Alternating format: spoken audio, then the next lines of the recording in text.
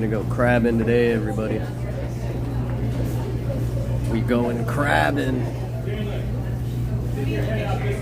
Huh? All right, I'm going to get started here. Good morning, everyone. Welcome aboard the Aleutian Ballad. My name is Ron Swall, and I'll be your captain today. I've been out in the Marion Sea for 46 years. I just retired 2 years ago. This is my retirement job. Yeah. People ask me if I miss it out there. I don't miss the weather. I miss the camaraderie I have with my fellow fishermen. It's a pretty small, tight community out there. And I miss the competitiveness of it all. I'm originally from the state of Oregon. Now, when I graduated high school in 1976, I didn't really have a direction I wanted to go. I knew I wasn't college material. Well, my brother was running a salmon boat off the Oregon coast, asked me if I wanted to go with him. So I did. When that was over, I jumped on another boat to fish the winter off the Oregon coast. When that was over, he said, "Hey, I'm going to take the boat to Alaska. You want to go with me?" What an adventure. So I started fishing my Alaska career in 1977, fished out of Juneau, Alaska. He was going to take the boat back to Oregon. I kind of wanted to stay up in Alaska.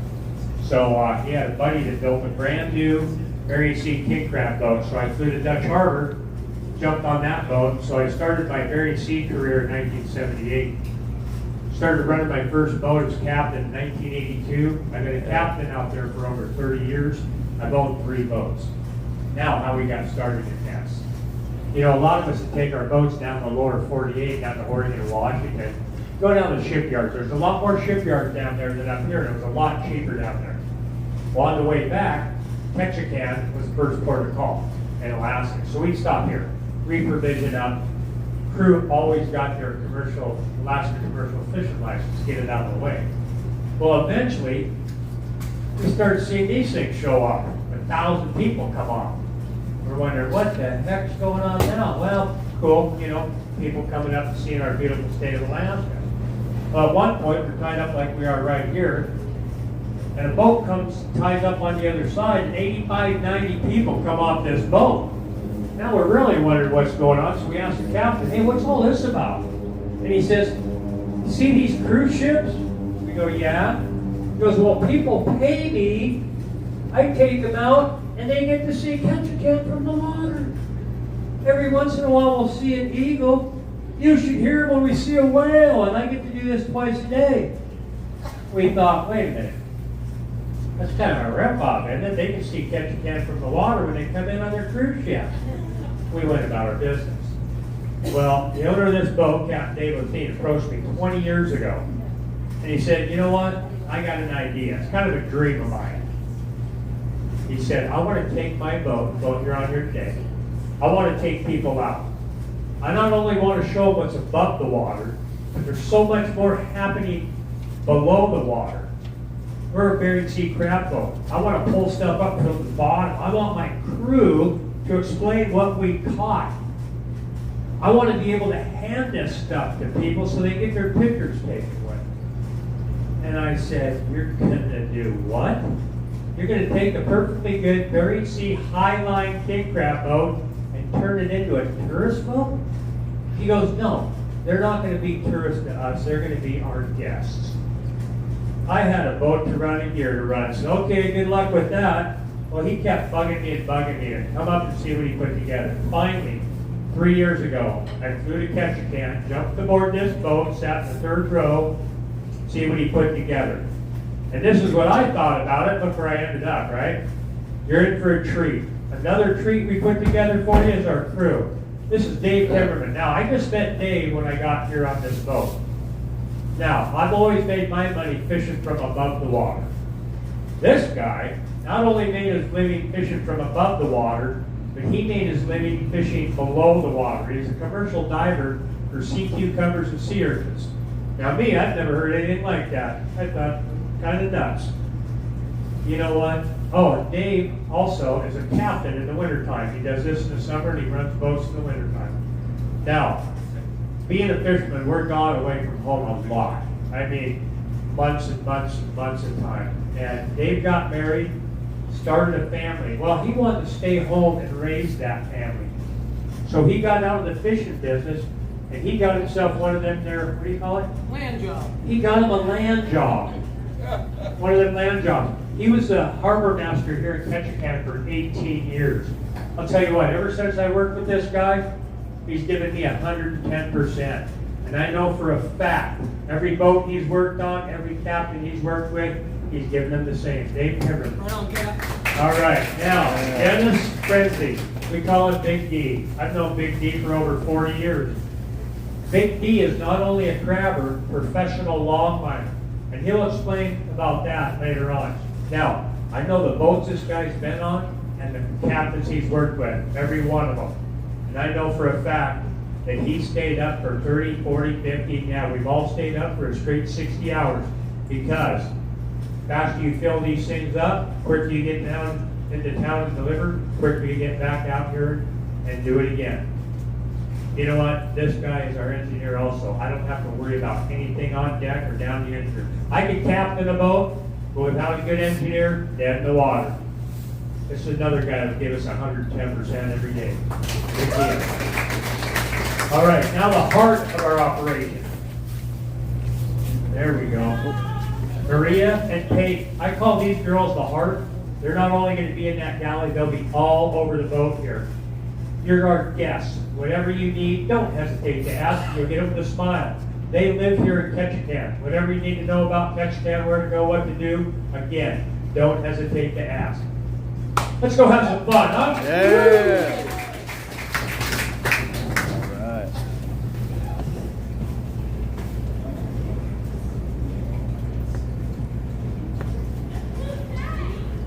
It's not going to rain anymore today. I'm calling it. All right.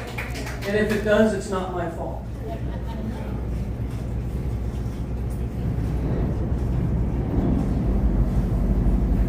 We're setting sail. We got to get one thing straight. It's never the captain's fault. We know. We know. All right, we're ready if you are.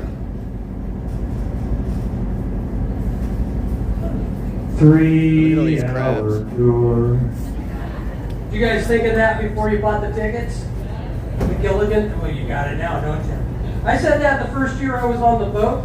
There was a lady in the front row where these guys were sitting. She raised her hand. My name's Mary Ann. Yep, we had a Mary Ann on board. Okay, I got some safety scoop to share with you. Then I'll tell you where we're going. Then we'll be out there. Life jackets. Never used them on tour before. If we do today, here's how they're going to work. You'll take that clip, undo it from that loop. You'll spread this apart, over your neck, back together. Take the strap behind your back, hook it back in that loop, and you can adjust it from there, okay?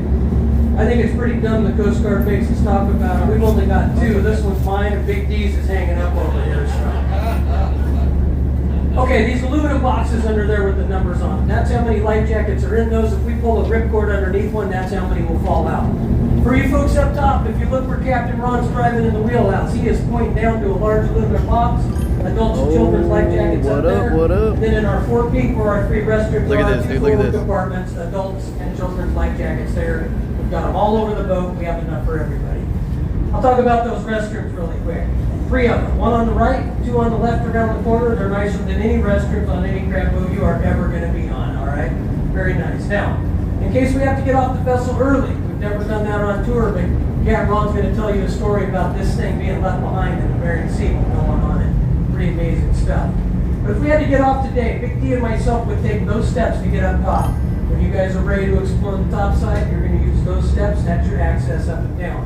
But we would go behind the wheelhouse. We kick over some canisters. Those canisters hit the water. They magically turn into 50-person life rafts. Out here in We bring those Alaska, here, man. And this is where we can get off the boat, okay?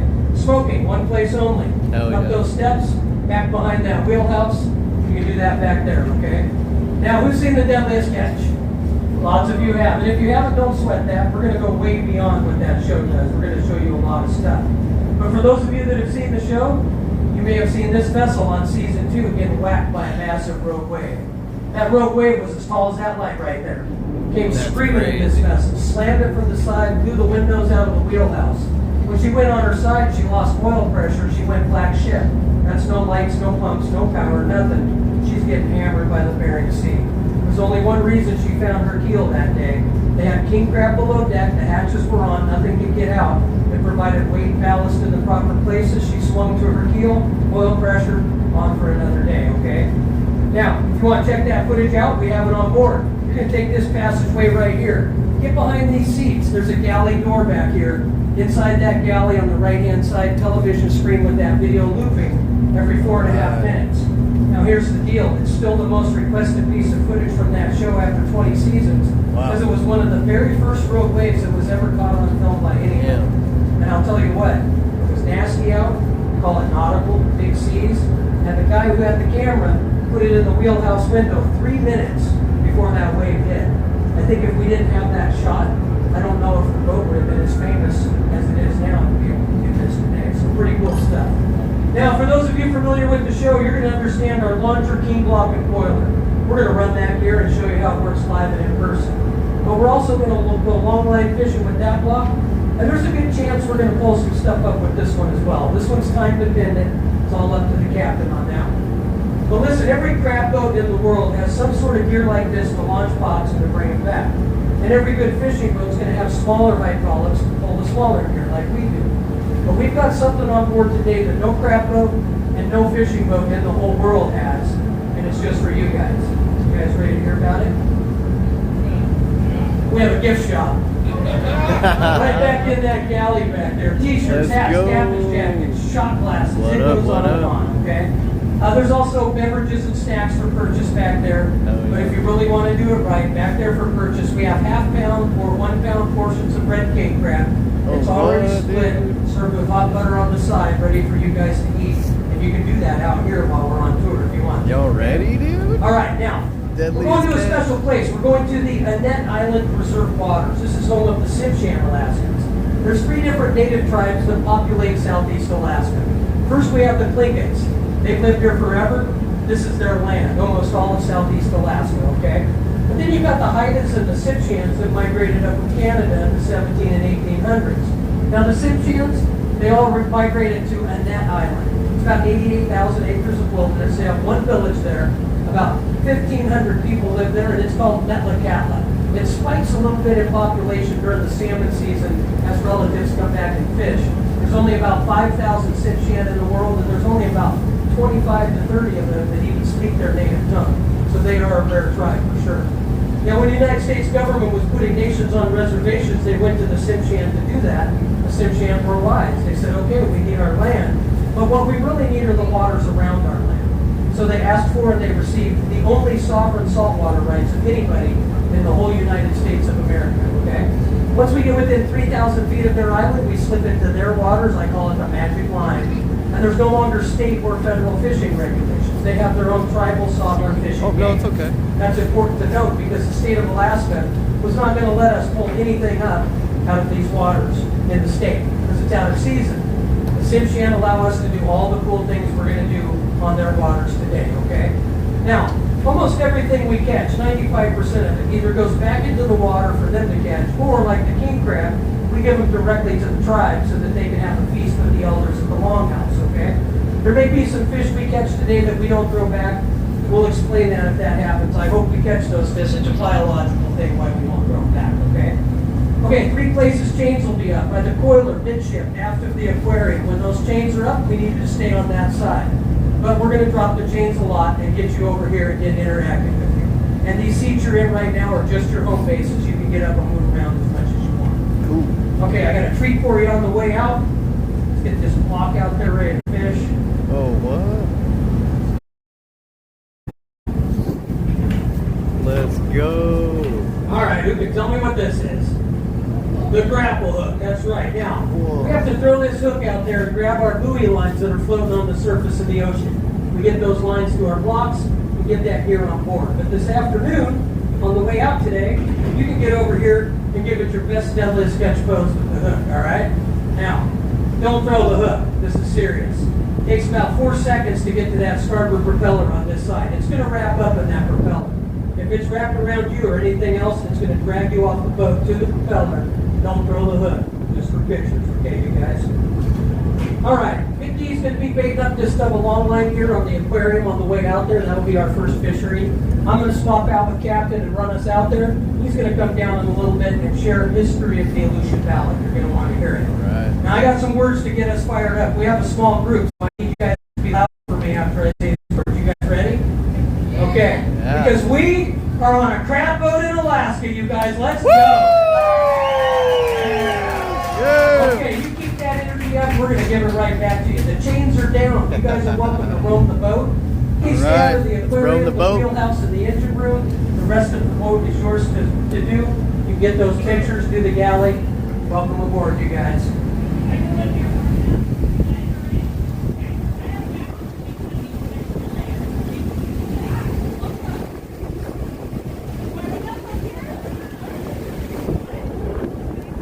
We out here crabbing today, everybody. Big crabbing. This is crazy. We're on one of the deadliest catch boats, man. It's insane right here. Whoa, they got the crabs coming right out. Look at this, look at this. We'll go look at the crabs in a second too. Just sailing the seas. This is so cool. Yeah, man.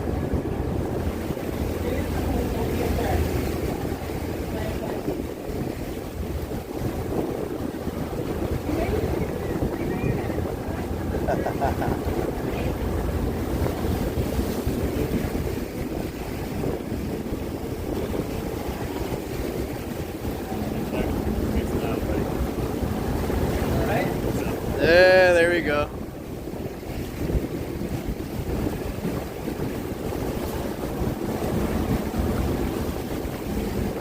Yeah, Wolf, don't even, oh, did you? That's alright, man. Don't worry about it. You know we big chilling anyway, man. We out on a crab fishing boat today. Oh, I'm sorry. Yeah, man. Don't even worry about it, bro. Don't even worry about it. We big chilling out here. We big chilling.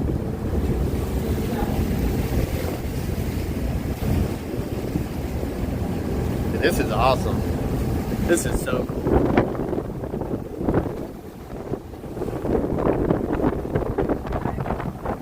Heck yeah.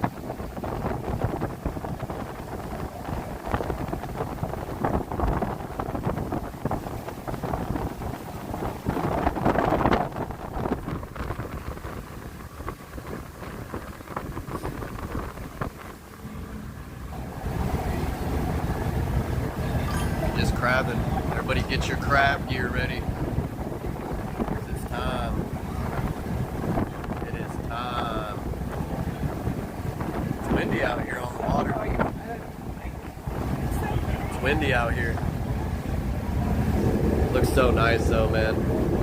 It looks so nice out here on the water. It's amazing, dude. Yeah, man. Crab boat stream, little crab boat stream. Y'all expected? Nobody expected it. Heck yeah.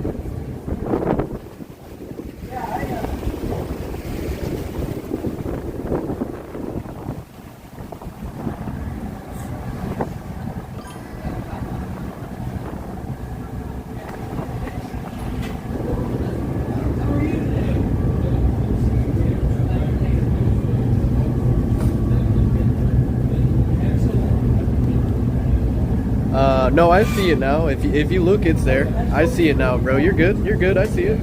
I appreciate it. Big salute to you, for real.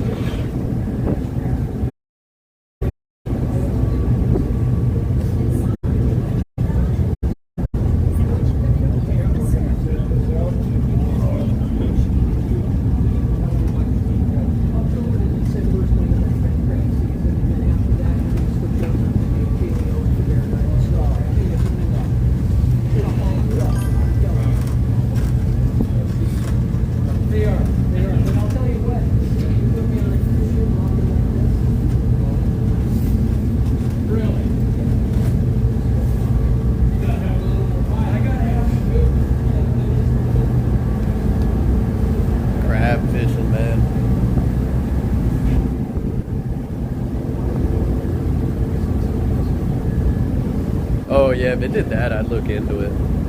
Yeah, I'd look into it for sure.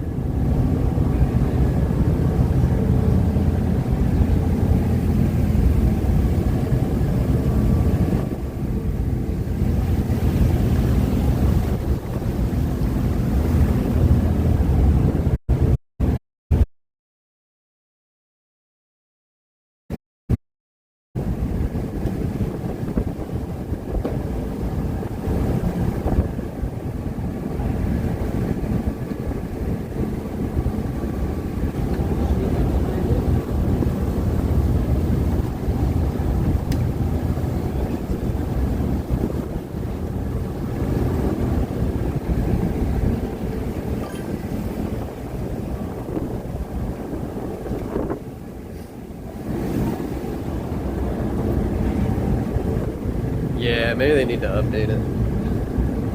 Something like that, you know? I'm gonna go see if I can get a little footage with the grappling hook.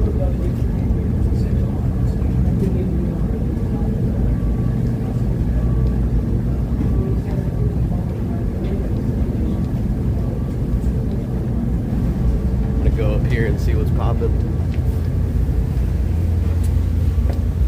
Oh, whoa.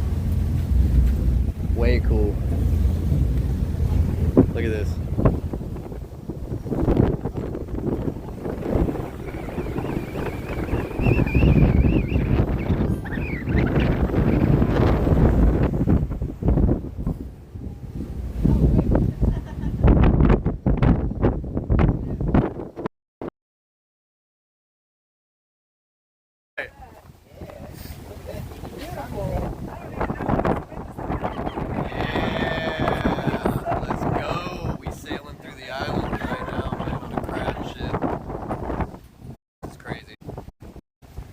Crazy.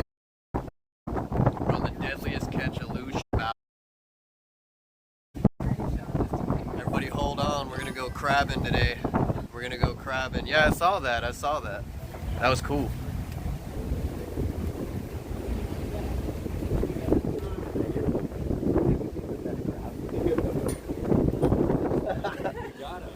I know, dude, I know. Wait, would you be down to hold this too while I hold it? Yeah, of course. Yeah, chat, yeah. Deadliest catch. Deadliest catch. No, it could be down there though. I was just wondering. I saw it, man. I saw it. I was like, dude. What if you has to sing that damn Titanic song if you're out there? Oh, This guy, my heart will go on. yeah. Sophia, you first. Are you? I go on the bow. Okay, we're waiting. I'll bring out my hat for you. Wait, are you gonna sing? No, I just wanted to look at the bow. Honestly, it is cool. No, I just think that you said I know.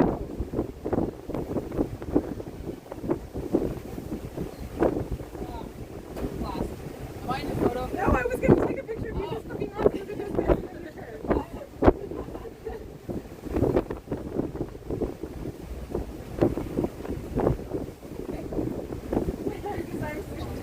Yes, of course. So cool.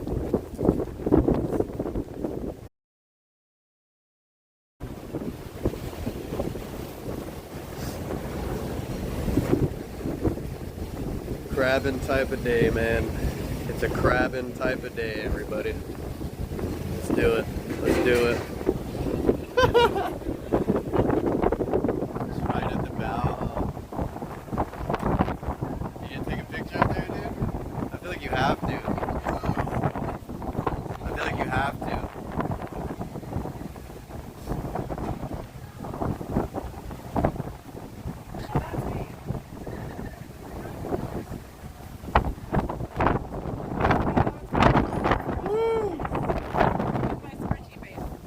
Yeah, that'll be a cool game, bro.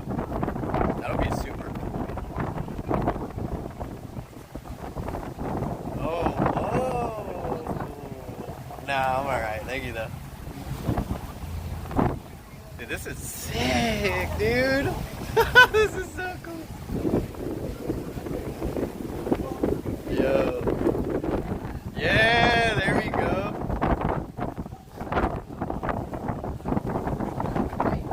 Get it, get it.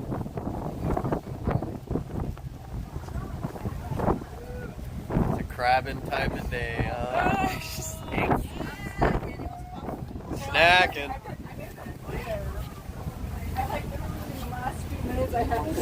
Y'all coming off the bow, dude? Yeah, get a little bit, get a little bit. Y'all just have a pick of me, Megan? Kona? Right here, ready? Yeah, what the heck is up with that? What's up with what? There he is, Mr. Titanic himself. Yeah, we out here. I said not to throw the anchor. Don't throw the anchor. They didn't say anything about throwing yourself off. I guess you could jump off, right? I guess you could. This is crazy. Did y'all get a picture of me out there? I just took. Yeah. I can't take a picture while it's running at the same time. Yeah, of course. I look like a crabber. Sick.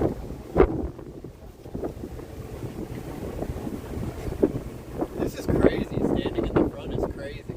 That's beautiful. Look like a crabber. Exactly. Really?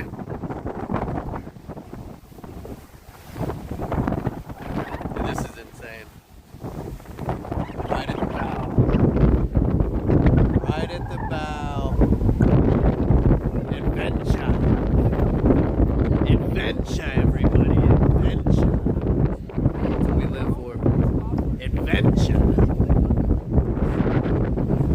Adventure. Look at these mountains, guys.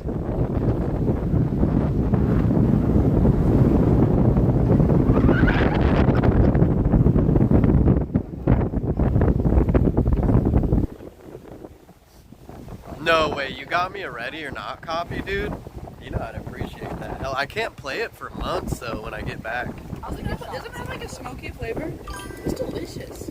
It's delicious. Did you? Let's go!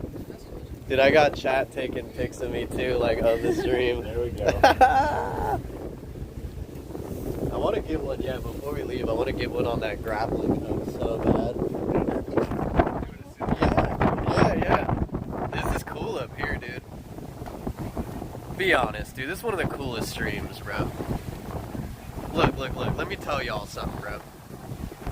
What other streamer is on a crab boat in Alaska doing a stream? I mean, be honest, you know? Who else? Who else is doing that, bro? Nobody else, dude. Nobody else. This is crazy. This is super crazy. Look at this, dude. Look. This is insane, guys. This is absolutely insane.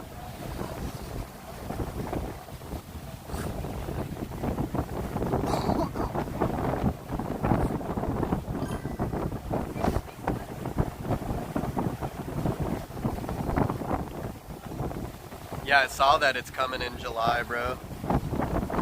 No, don't worry about it. I'll probably scoop it up when it comes out, dude. Don't even worry about it. Yeah, I just gotta wait. Yeah. We out ya. Really? Maybe that's how you know it's a real.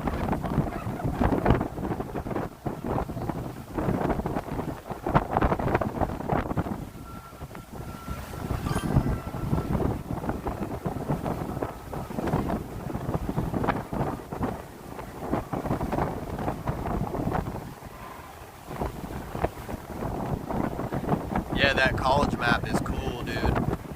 That's way cool.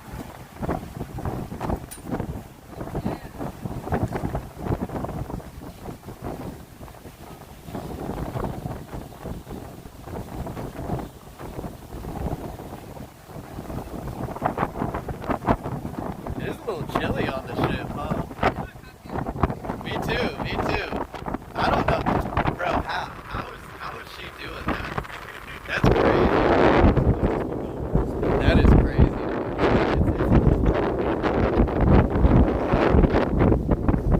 It's a little chilly out here.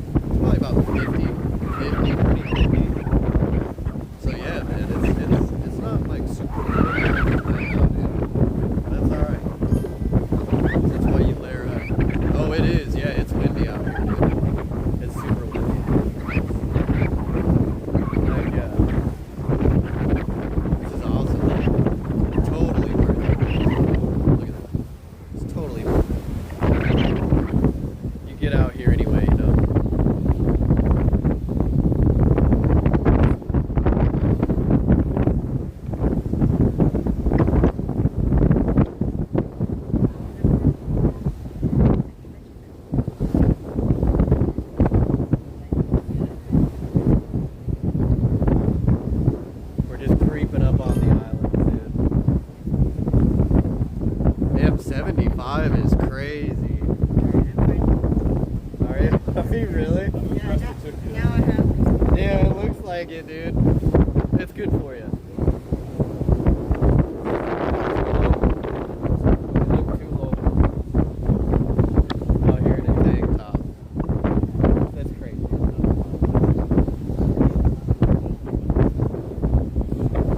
going back down? Alright. Time to get the grappling hook. We're gonna go down there to the grappling hook. Let's get it. Here in a bit, I'm going to come down there and tell you some history of the boat you're out here today. Alright. Look. You got your phone too to snap it? Yep.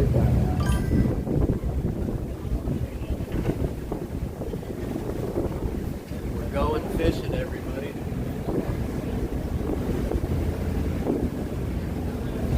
Yeah, that's This sick. is so cool, dude.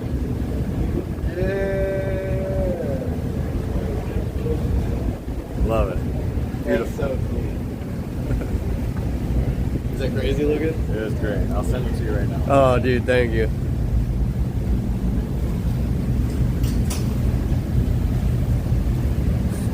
That's insane.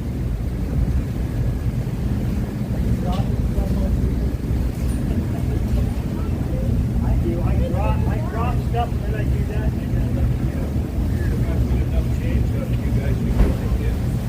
Oh. My bad. We'll get out of here. Let's go.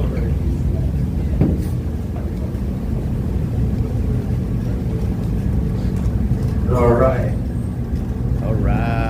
I'm going to get started here. Can anybody tell me what they call this right here? Survival suit, Gumby suit. Yeah. On this boat, we call this a bad day. Because I'll tell you what, we have to crawl in one of these. If we get the opportunity to climb in one of these, it's not going well. Some history about the boat you're on here today. 1991, we had one of the biggest storms come into the Bering Sea. This boat's 107 foot. I was out there on my boat, 110 foot, just like this one. Hauling crab gear. I was about a day and a half from any land.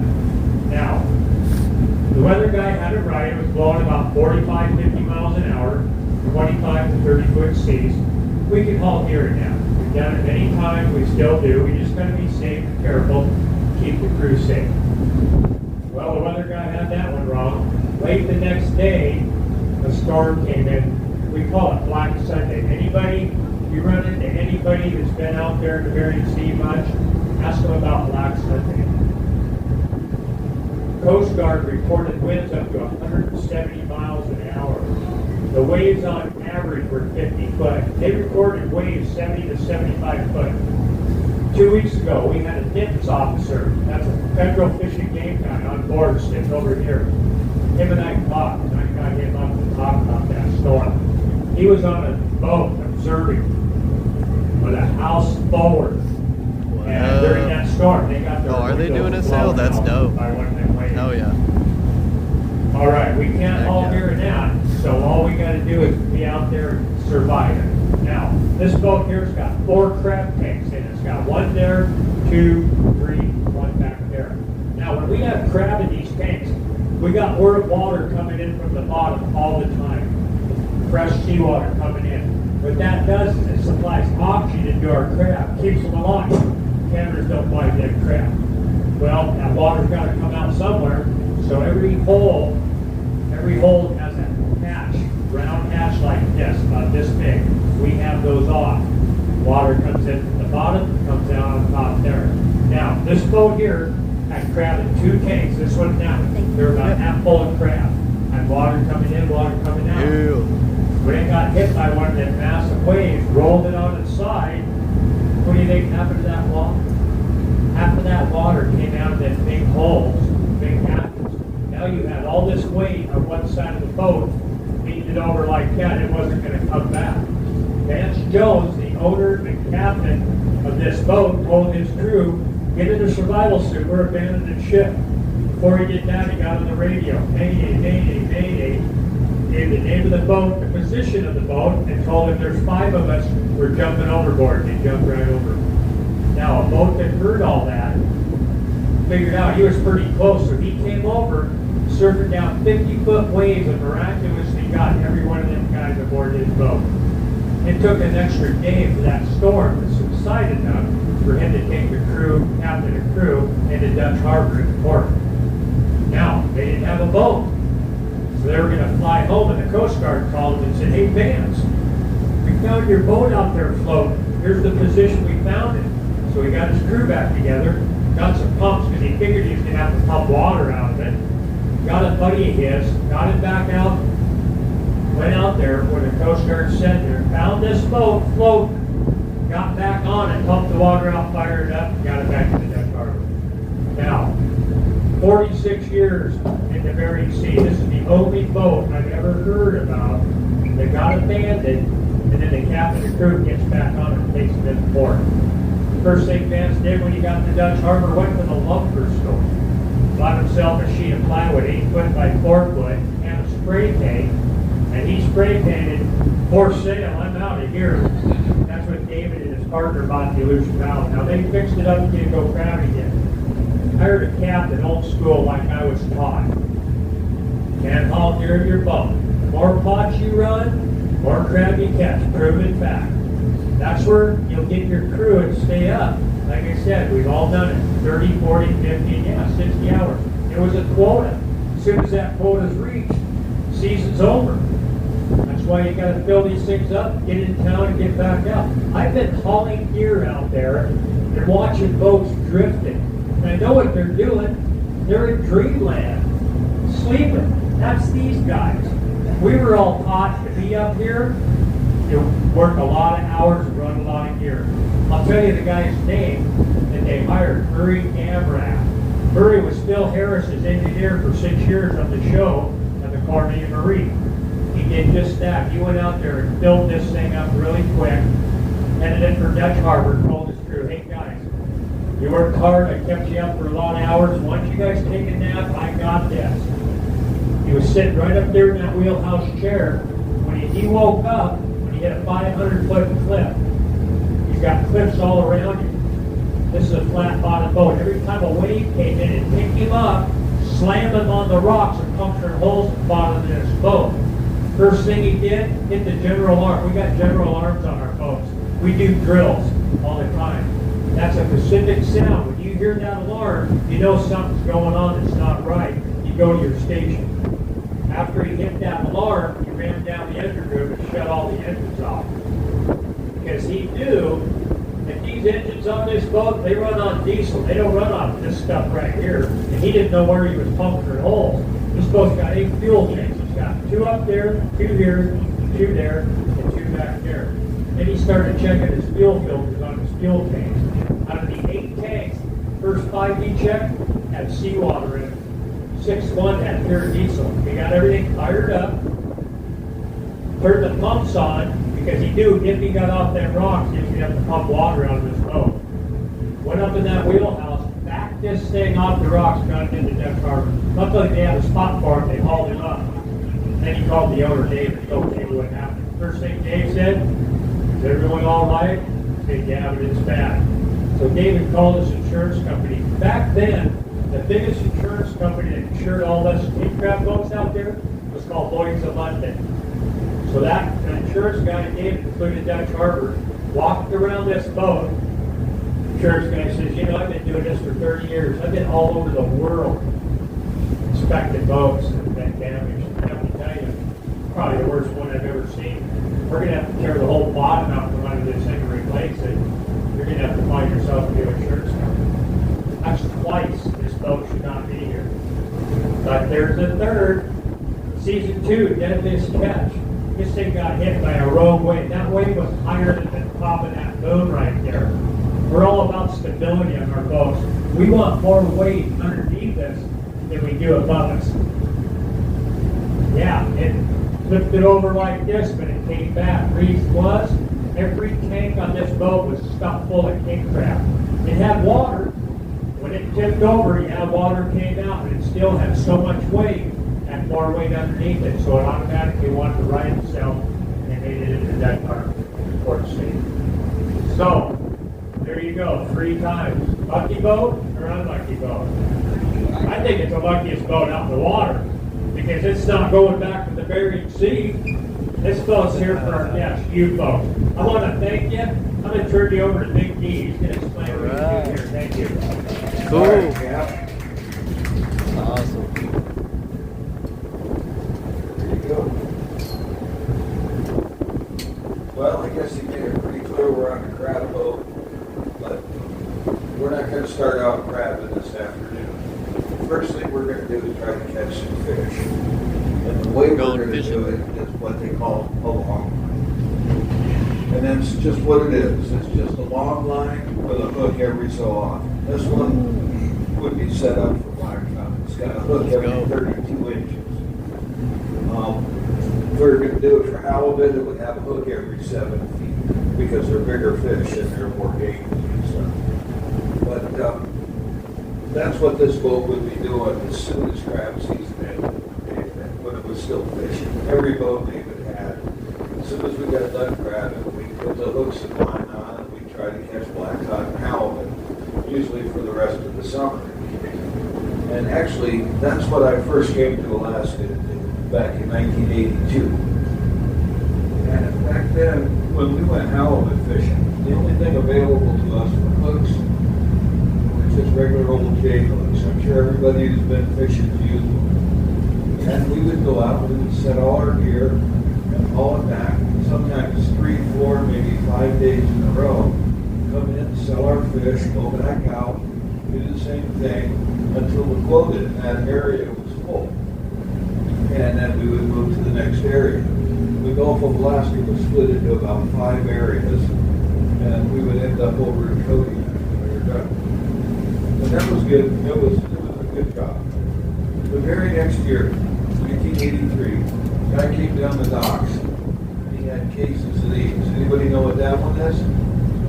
Yeah, it's a circle hook. Well, we didn't know what it was back in '83, but we tried it. And the way we tried it, our halibut gear, like I said, they were 7 feet apart, but we had 600 feet of line in them, so we had 75 hooks.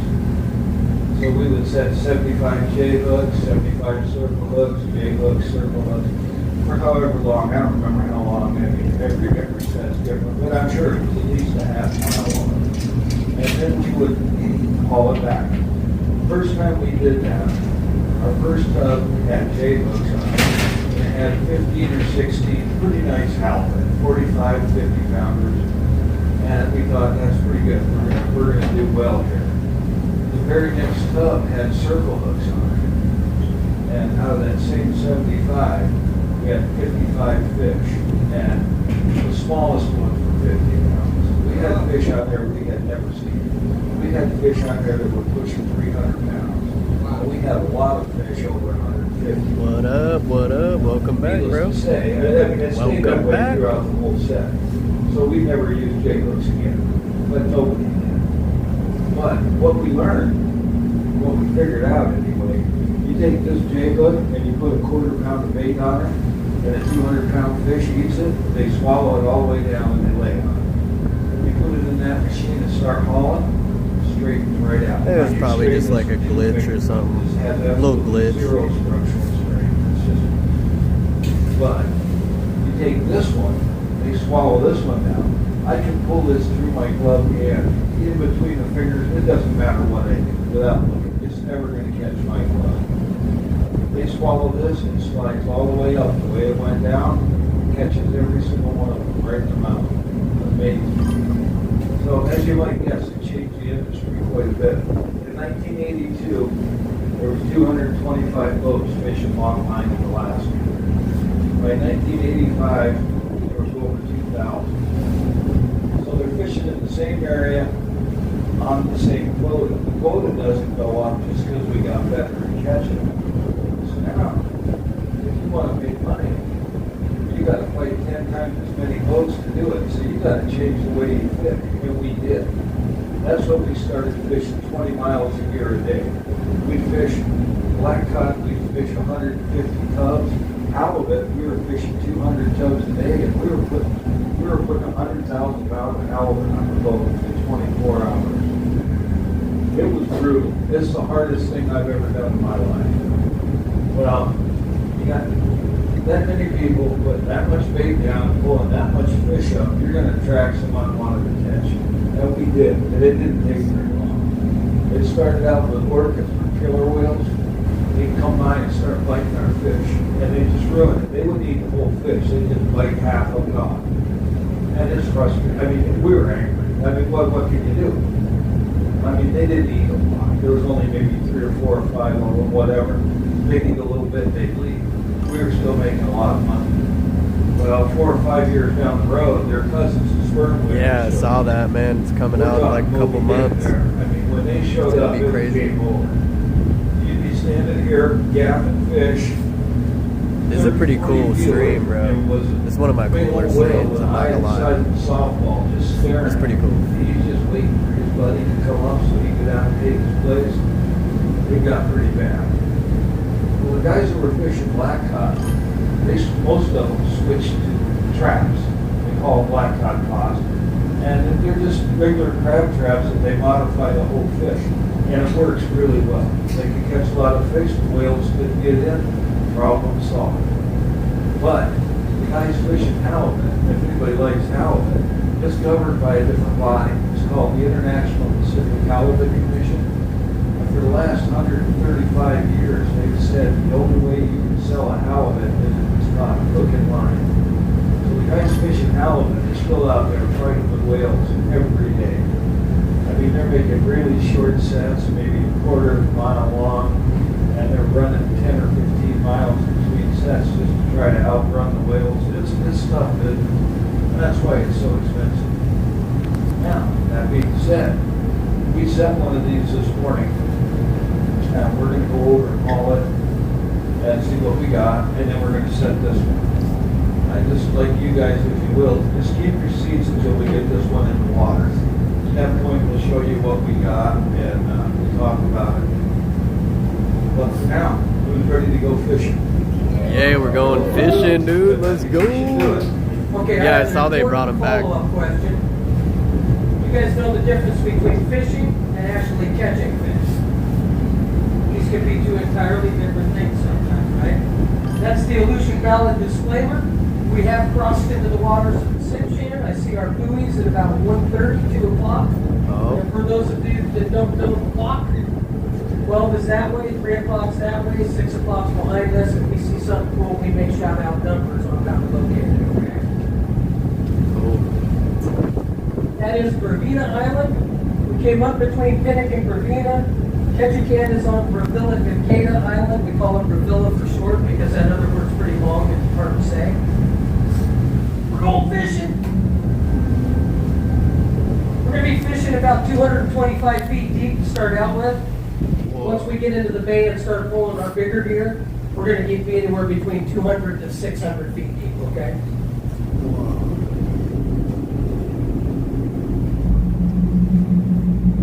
A little bit of deep sea fishing for everybody. Some deep sea fishing. The owner of this boat will tell you the difference between fishing and catching is setting out 20 miles of line in 24 hours with the hook every 6 feet. You're fishing and catching if you do that. There's no doubt.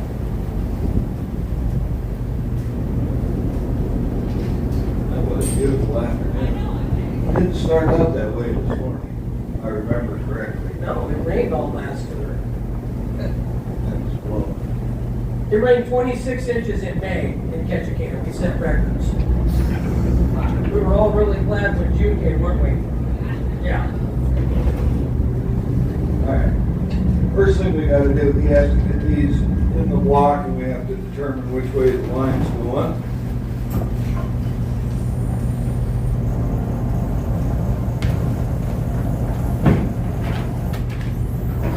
And it's behind us a little bit, but I don't know. It looks like it's catching up. I'm gonna run a little faster here, Dave. Go ahead.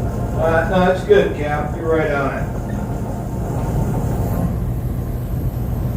Normally, the guy standing here would be driving the boat. I'd have a set of controls because I can see the line. He can't. But these headsets make it nice. I can just tell him where it is. We tried hand signals for a little bit, but that didn't work out very well. I only know one, and it's not very helpful. Everybody's number one. It wasn't a thumbs up. No, I'm working on that one. That's coming up nice.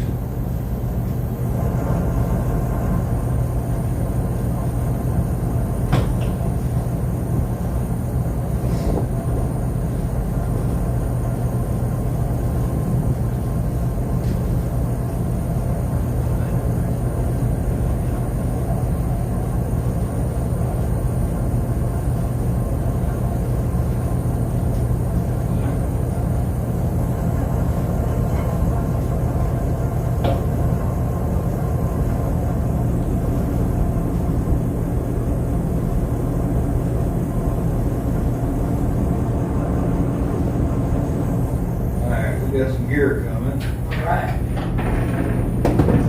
Oh, here we go.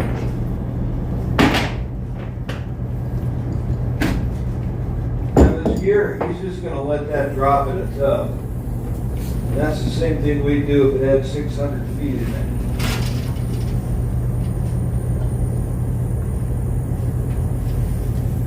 Oh, welcome aboard.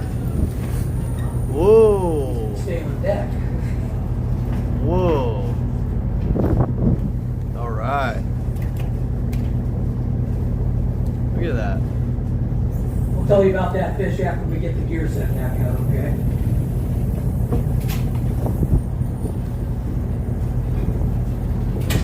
Oh, another different kind. Look at that. We're getting a variety pack. Fish and chips for everybody.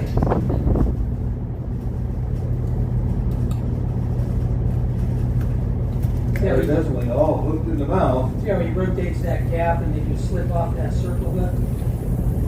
Pretty humane considering what it used to be like.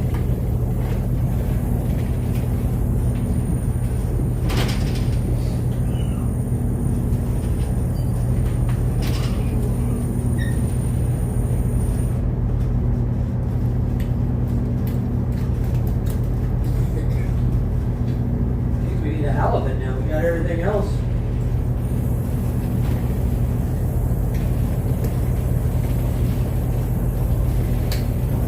Yeah, we're getting down to where we got a pretty hot bottom, it looks I like. see that. Oh, there we go.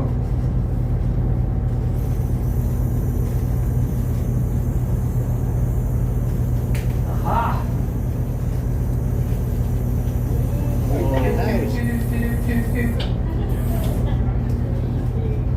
That's right. I got That's kids. awesome. I can do that. I don't understand what he's talking about. That's okay.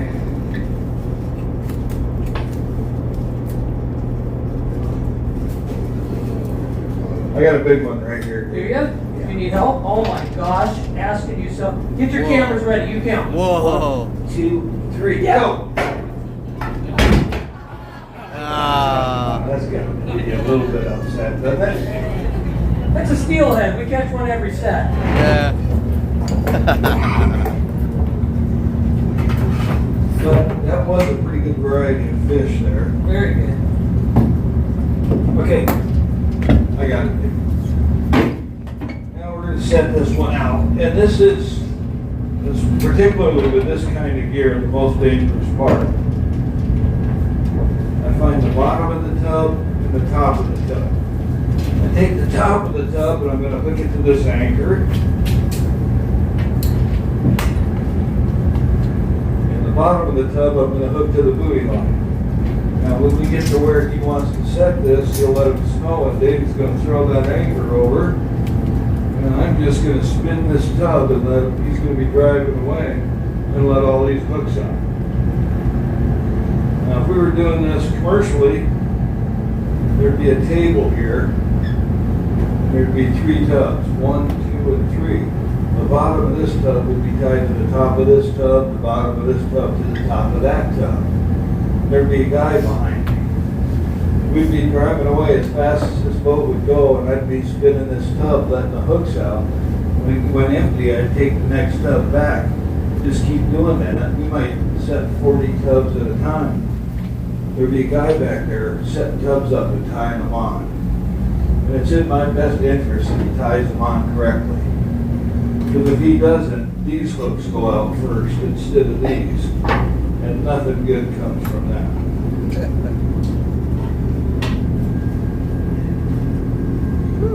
Yeah, you can see Dave's pretty well knifed up. He's got a belt knife, one in his hand, and I've got two right here at easy reach. So, but we are ready when you are, Cap.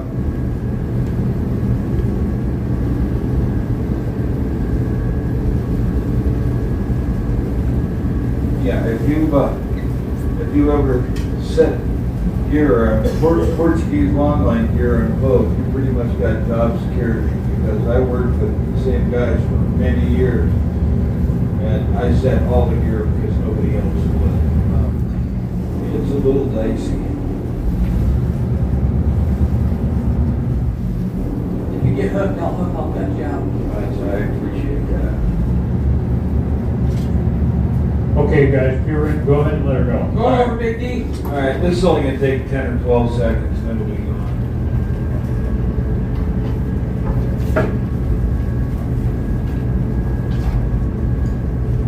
Ready? Yep. Okay. You got that. There we go. All right, you guys are longliners. It's that easy. Okay. We got some fish. We got 4 different fish.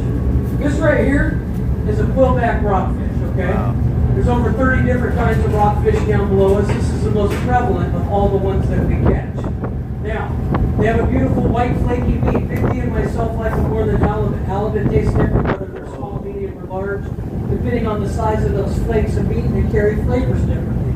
These guys are very consistent. If you get rockfish tacos on your Alaska journey, it's probably going to be the quillback. Now, it's named because of those spines. That's its defensive mechanism. There's poison in there. It's not enough to kill you, but it's going to greatly enhance the rest of your fishing day, maybe even week, okay? It hurts, there's no doubt. Now, these do not have a swim bladder that helps them come off the bottom. They get the bends as we pull them up. This guy would probably struggle if we sent him back. So this guy turns into bait. He's part of that fish we don't throw back, okay? That's your quillback rockfish right there. All right. What I have That is so is your cool. Pacific cod, your peacock, your gray cod. Anyway, your what I refer to them as is cod, fish, and chips. This is the guy right here. And this is actually a pretty big one for down here. But cod are voracious eaters. Crazy, You dude. can see That's how crazy, big his huh? mouth is in comparison to the rest of the body. Out west we call them bucketheads, because that's how big their mouth is. And they'll eat anything. They That's are awesome. probably the biggest money fish in Alaska. They don't catch the most of them, but the average between how many they do catch and what they pay for them makes them pretty valuable to the economy. This guy is probably, I don't know, I would say a 6-pound cod. Yeah? Wow. That's pretty good for down here, but they're getting bigger. So anyway, this guy's actually in pretty good shape. He's going back over. All right, now this is a pollock. Fish sticks, fish fillet sandwiches. This is the most caught fish by volume in the state of Alaska. It's not the most per pound, but it is the most caught. You get those big factory trawlers out there dragging those big nets, this is what they're targeting. And that's a pollock. Whoa. You guys get good pictures of that? I'm going to throw this one back in as well.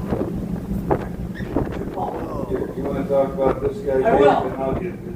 Looks like So a this shark. is a dogfish or a sand shark, whatever, oh yeah, whatever you want to call them. They're a bottom feeder. They get about 3 to 4 feet long. This is a small one.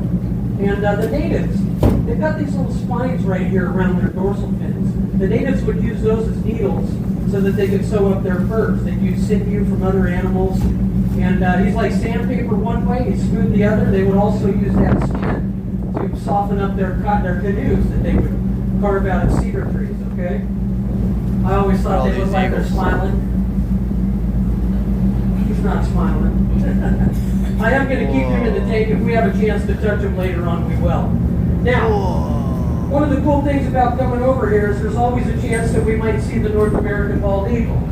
If we get so lucky as to see one of these wonderful birds, we're going to throw some bait out there to it. Now listen, it's illegal to feed eagles in the United States of America, both state and federally. It's against the law. How come Big D's going to throw herring out there? We're on the sovereign waters of the Tsimshian. We have an agreement with their Eagle Clan. They allow us to do this with their birds. Go ahead and get on up. Come on out here to the railing. Oh, hell yeah. We're going to show you some eagles today, okay? You can go up top, there's a lot of room up there. There'll probably be more in the flight path. And I'm going to give you a pro tip on your cameras and your phones. Slow motion video. Take slow-mo video and then take screenshots out of that, okay? Whoa. Listen to him. Listen. They think I'm teasing them. You hear him? Here we go. Look at that. Look at that. I got lots of room right here, you guys. If you feel like you can't see down below, like we said, head up top. North American bald eagle. Taken off the endangered species list in 2007. They're still highly protected. It is nice. It is illegal to keep an eagle feather in your possession unless you're Native American or Native Alaskan. They are that highly protected. I see some juveniles. They do not have a white-headed tail yet. It takes them 4 years to get that. And that's when they reach maturity. And that's when they pick a mate for life. Interesting fact, almost all birds mate for life. Seagulls, pigeons, hummingbirds, eagles. And if you look up, that's a large bird. I'll tell you what, they poop large too. But it's good luck if you get pooped on. That's what the natives will tell you.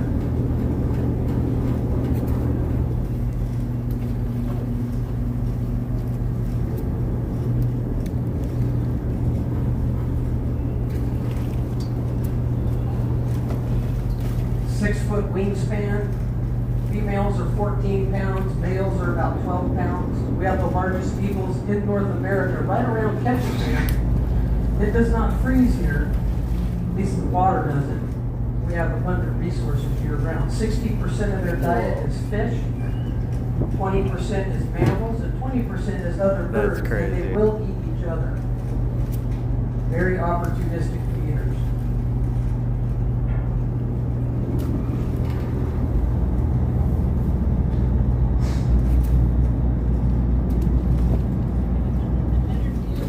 You see how some of them are catching them out of the air. We've done research as to where they've migrated from. The ones that are catching them out of air tend to be from Philadelphia, and the ones that miss tend to be from Kansas City. At least last year it was like that. Juvenile right there flying around, that is not a golden eagle, that is a juvenile. Think we got their attention? I think you All did. right. We're going to go around the corner. Awesome. Try that slow-mo video if you haven't. If you don't know how to get on slow-mo, raise your hand, I'll help you out. I think hey Dave, don't we have a group of people here that do a kayak thing in town? We do. Yeah. That might be fun for people too. We'll give them a plug. Wow.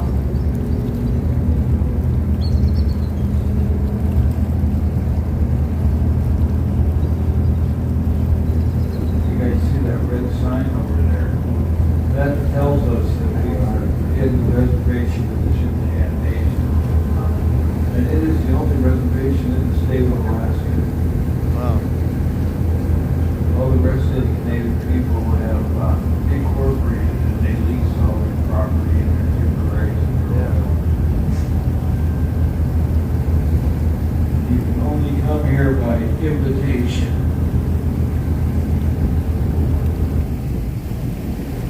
That one caught that one out of the air. I'll bet you that one was a rainer. Yeah, I'm sure. That would be a first.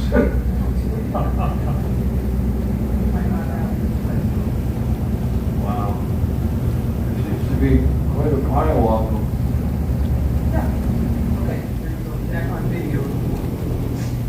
Just remember remember, you can take video and you can take screenshots out of it that will rival the finger pressing you can do. It captures more frames per second than you can.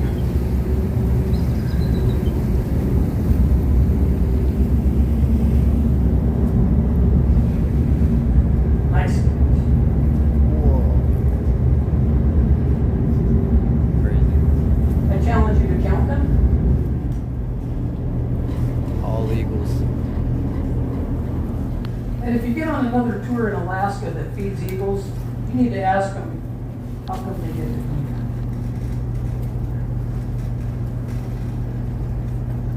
The tribes split themselves into two different birds. You are either an eagle or a raven. Ravens don't marry ravens, eagles don't marry eagles because you're on the same bloodline. Underneath that, they divide you up into clans. You may be an eagle beaver, you may be a raven killer. Further differentiate your family lines. But the eagle clan believes that their ancestors reside in these birds.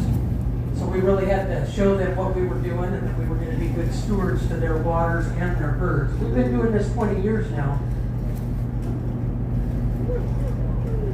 Wow. In my time in Ketchikan, I've seen two small dogs taken off beaches on family days, and I've seen my neighbor's cat taken out of his yard. You have to be careful of your small animals in Ketchikan. Are we blessed today or what, you guys? Crazy. And listen, if you're unable to get an eagle picture today, photography is not your forte. Put that phone down. And if you feel you've got enough video or pictures, get out from behind that camera, that phone, and just watch.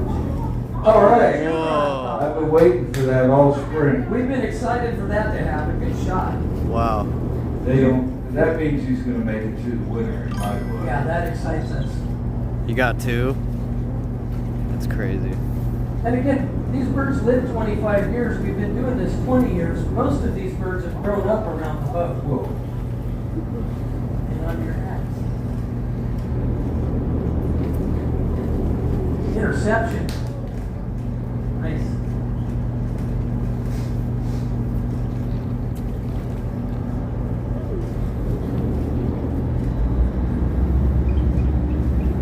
Did you guys know we were going to see eagles like this?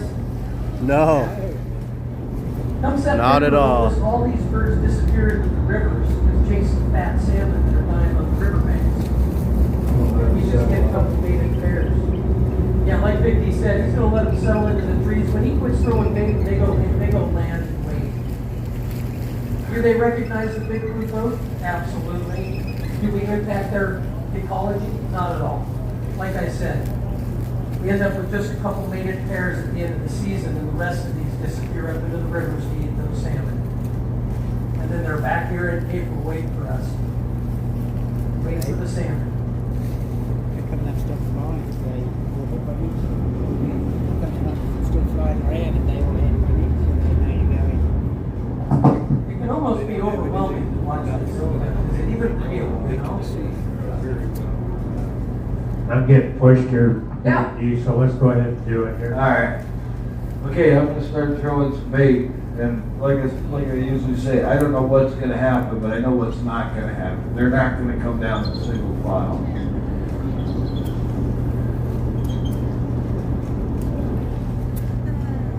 Whoa.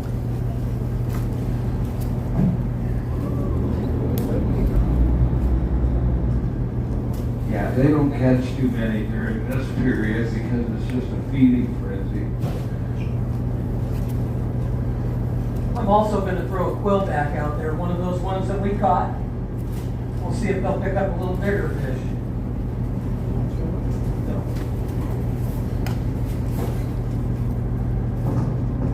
See how hungry they are. They're smart. They know that's a quillback. They know quillbacks are poisonous. I did cut the spines off, so when they do get it, they don't get triggered. We'll see if they get it.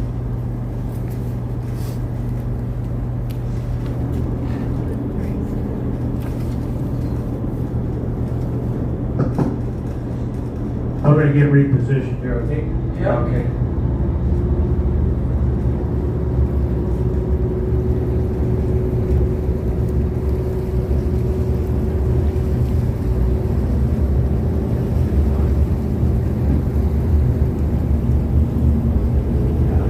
Right up front, this never gets old. I do it twice a day and I haven't found it to be taxing yet. No, we feel like we're on vacation at this point in the tour, I'll tell you. It's a blessing.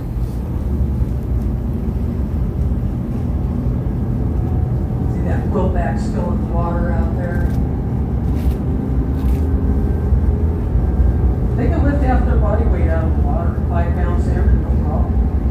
Females, like I said. There he goes. 6 pounds. You Well, got it. yeah. Got it. There he goes to the beach. Let's see how many friends follow him. They'll have a few. Man, he's gonna escape without anybody noticing. Look at that. Oh no, they notice. There they go. It's dinner time. Very cool. Yep, right up in there. He can run, but he can't hide.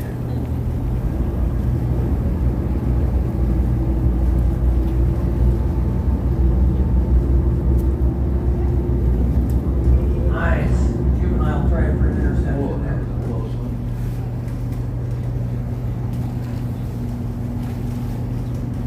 You know, sometimes they'll take them out of your hand.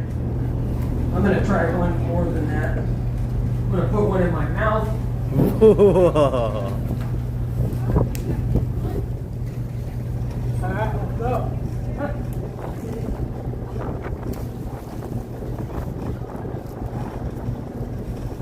That ain't happening. Come on, you guys.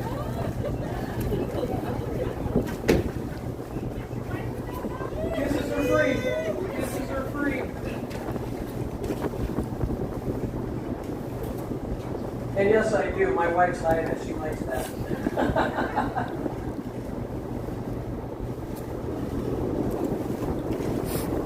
There's no way to tell how old they are. Okay, you can't tell if they're a male or female with them flying around either. They don't have any distinguishing marks except for weight. All I know is those juveniles are less than 5 years old because by 5, they have definitely gained their weight. And the term bald, for bald eagle, that's Old English for white.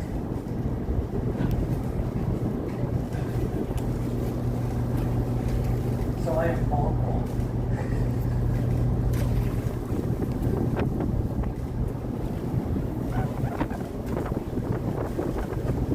Well, we are the Buried Sea Crab Tour. We got more to show you. But how about that for an eagle show, folks? Yeah! Woo! We're going to go do another long line fishery, okay, Dave? Okay, we're going across then? Roger. Roger. Okay, we're going to get you guys on the other side of the chain. We're going to go across the bay and grab some more gear. You know, I got people thanking us, and we thank the Cyprian for that. Learn a little bit more about their tribe, and just realize that they allow us to do this, okay? It's a special thing.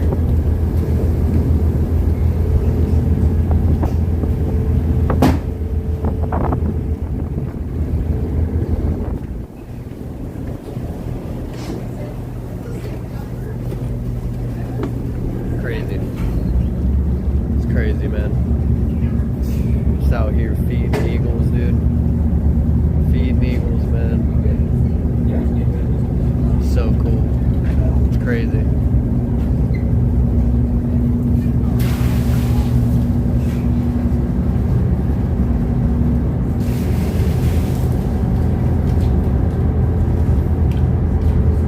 Okay.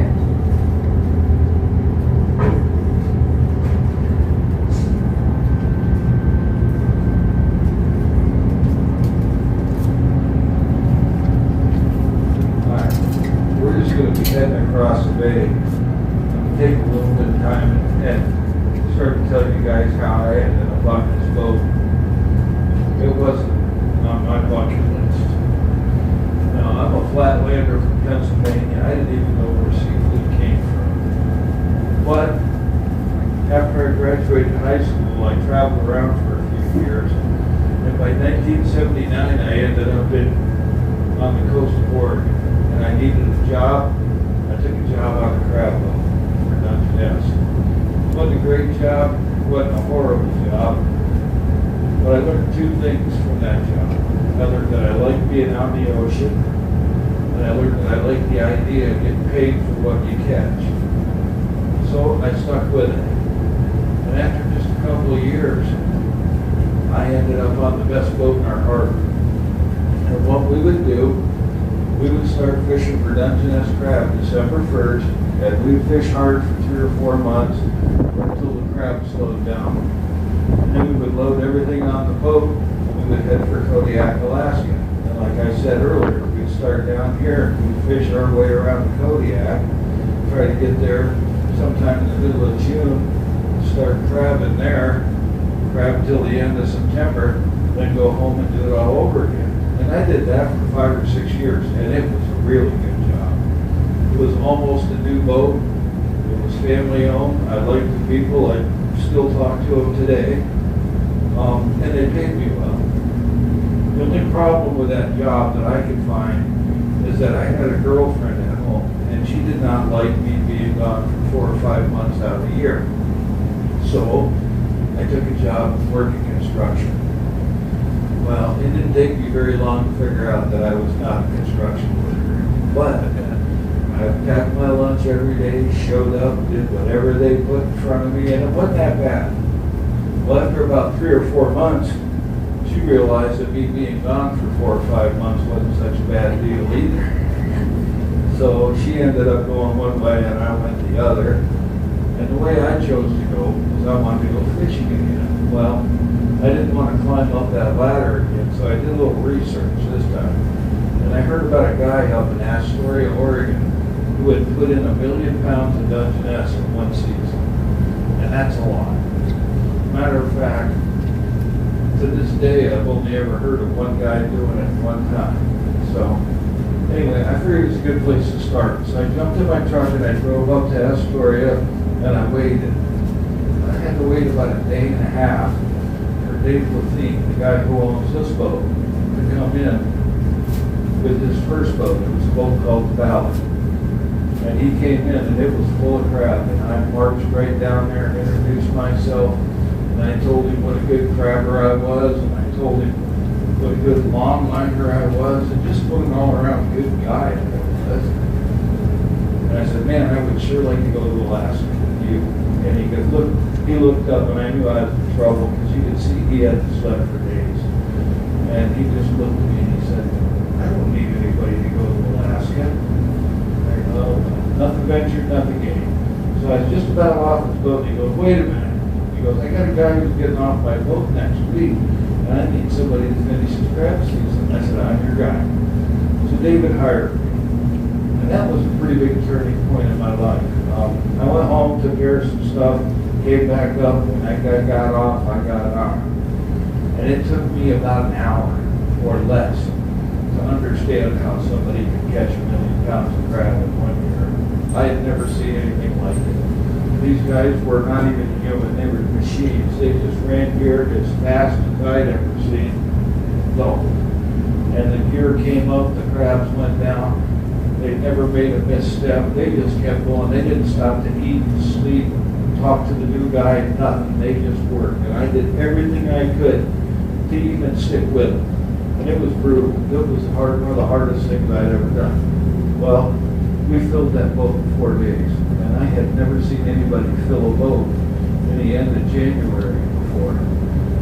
And we were headed back in, and none of that mattered. All I wanted was away from these people. They're not right. I don't want to be around them. I just wanted to go home. We got into town, started unloading, and I don't know what happened, but I figured, well, it can't be like that every time. So I stayed and I went out again, and it was just as bad. I mean, it was horrendous. But I seemed to be able to keep up a little bit better, and the next trip a little bit better. Well, long story short, I ended up fishing with David just about as long as he fished. And in 1991, he built his first king crab boat. And it was a beautiful boat. It was similar to this in design, but it was a lot bigger. It held a lot more crabs and a lot more crab pots. And in '92, we took it up to the Bering Sea and started fishing. And we started filling that boat up on a regular basis. I mean, 230,000 pounds every 3 days for 4 months. And that was the first year. He got better at it. I mean, year after year. Anyway, him and his partner, they just kept buying boats and building boats. Pretty soon they had like 7 boats. And David didn't have time to fish anymore. He had other people running all his boats. And at that point, I went to work with his partner because his partner had a long line boat that's probably the best long line boat in Alaska. And I ended up working on that boat for 24 years. And what I would do, long line from early spring to late fall, and then I'd crab wherever they had room for me. It was perfect. Well, in 2017, we were coming back, it was late September, we were coming back from Alaska to Washington with our last load of Halloween swap. It doesn't matter where I stop. He's a highly trained professional. Okay, I'll remember that. Thank you.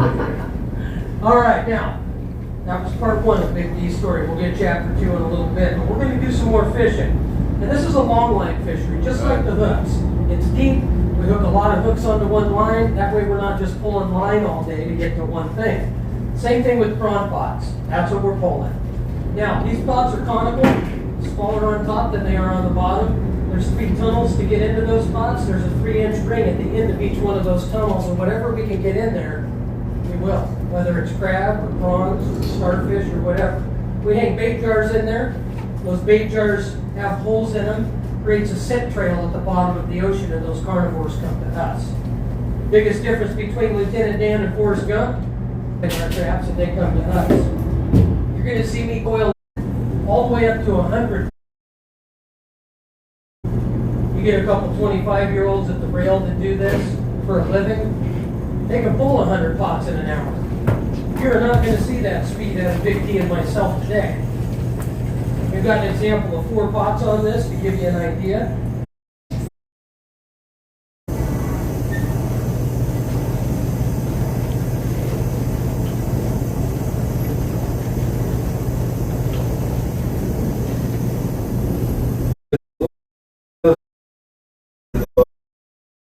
And if you turn to the starboard, it'll be purple. You're already 1 turn ahead of me. Yep, doing it.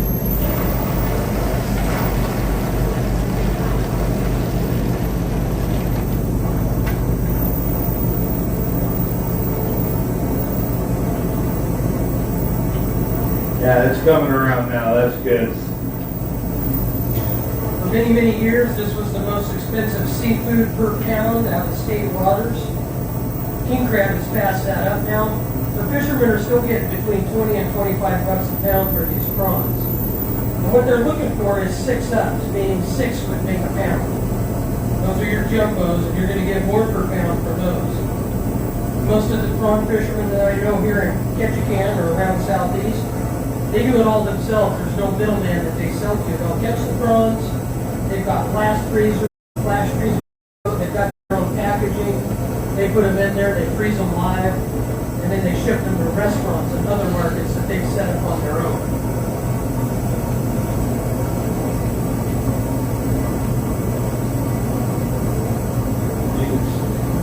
You can see that pile of line growing in front of Dave. You wouldn't get much done if you had to do that for every pot.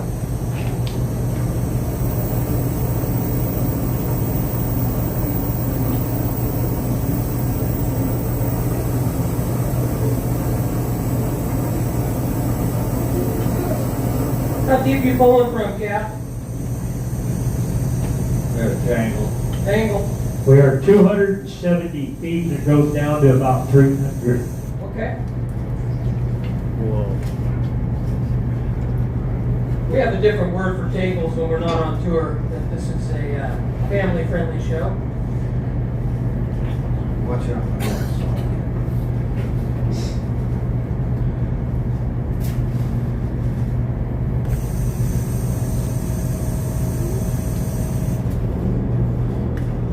Okay, this is going to change quite a bit here when I take this off. Yes. If I can get it. Get that, pull that line around it. Watch your finger. Yep. Here, just a minute. There we go. That's I gotta unsnap that now and we should be fine.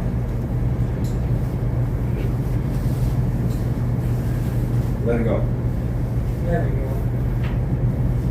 Nice. Well, I wouldn't get too excited yet. Nope. I don't think that's the end of this tangle. Nope. Just saying. We'll let her settle a little bit. Looks like she is. Good job.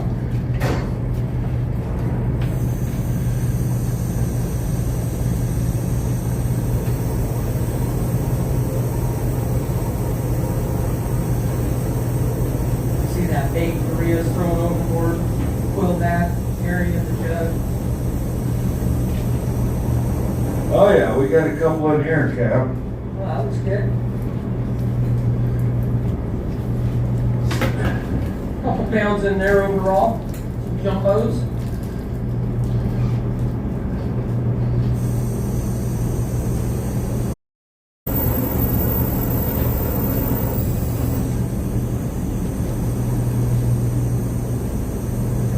A few more prawns, some starfish.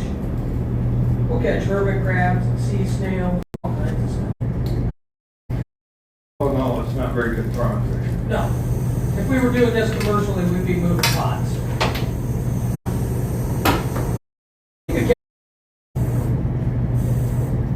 Oh my goodness. That was really good. That last one's super good, Cap. Okay. Big D's gonna start to get the gear ready to go back over. Maria and I are gonna hand out some of these critters to you to hold, okay? Oh, That's good. whoa. Now, we have a serious rule on every crab boat. No squealing. You hear me, sir? Yeah. Squealing is non-gender specific on this vessel. Whoa, all right. That is what we have noticed. Pass it to a neighbor once you have one. Whoa. We'll keep the party Prawn, going. little prawn. Cool. These are nice ones. Cool. Yeah, if you hold them up to the heater Wanna for hold like it? 3 minutes, oh man. Sir, Chef's want to hold the kiss. prawn? There you go. Pass the prawn. Pass the prawn. A little bit of pass the prawn. Definitely jumbos. It's crazy. That's crazy. Yeah. That's so cool, though. Thank you. Put them all over there.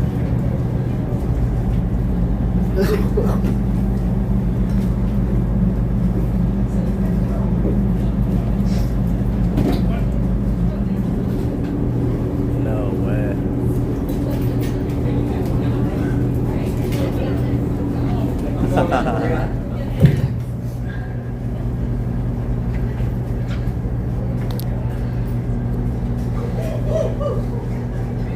All right, that was pretty close to the You want to squeal. grab that?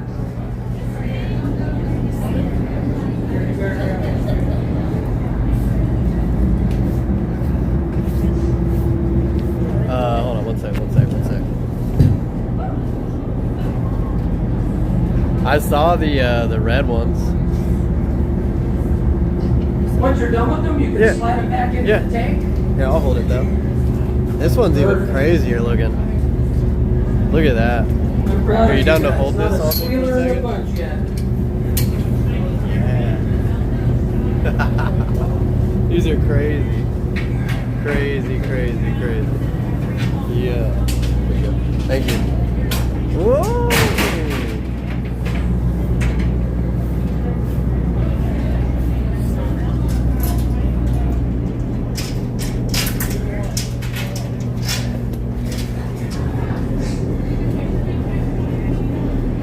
Out here holding prawns, man. Whoa.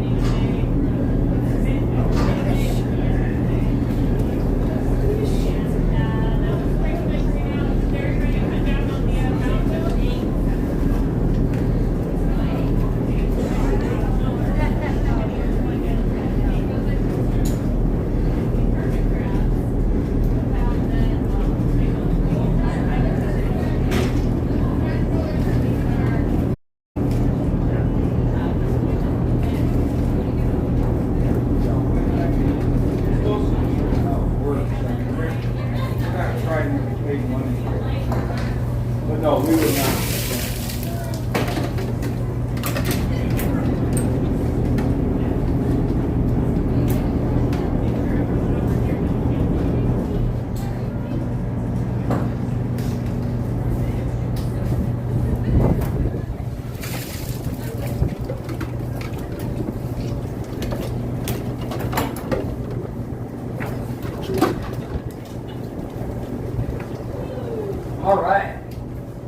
We're gonna get the critters back in the tank, get everybody kind of back to your seats.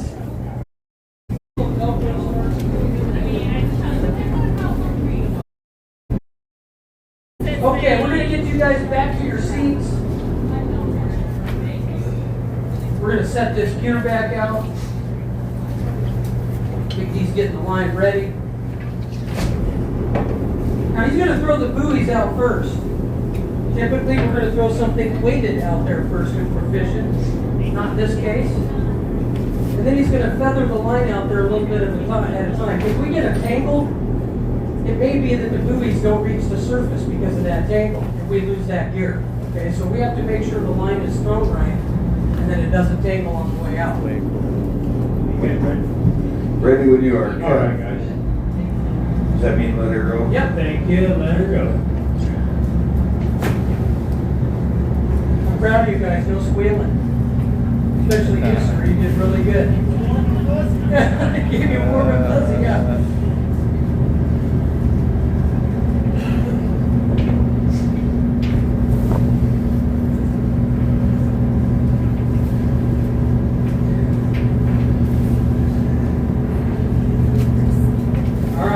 Has all the line in the water except for what's connected the pots together.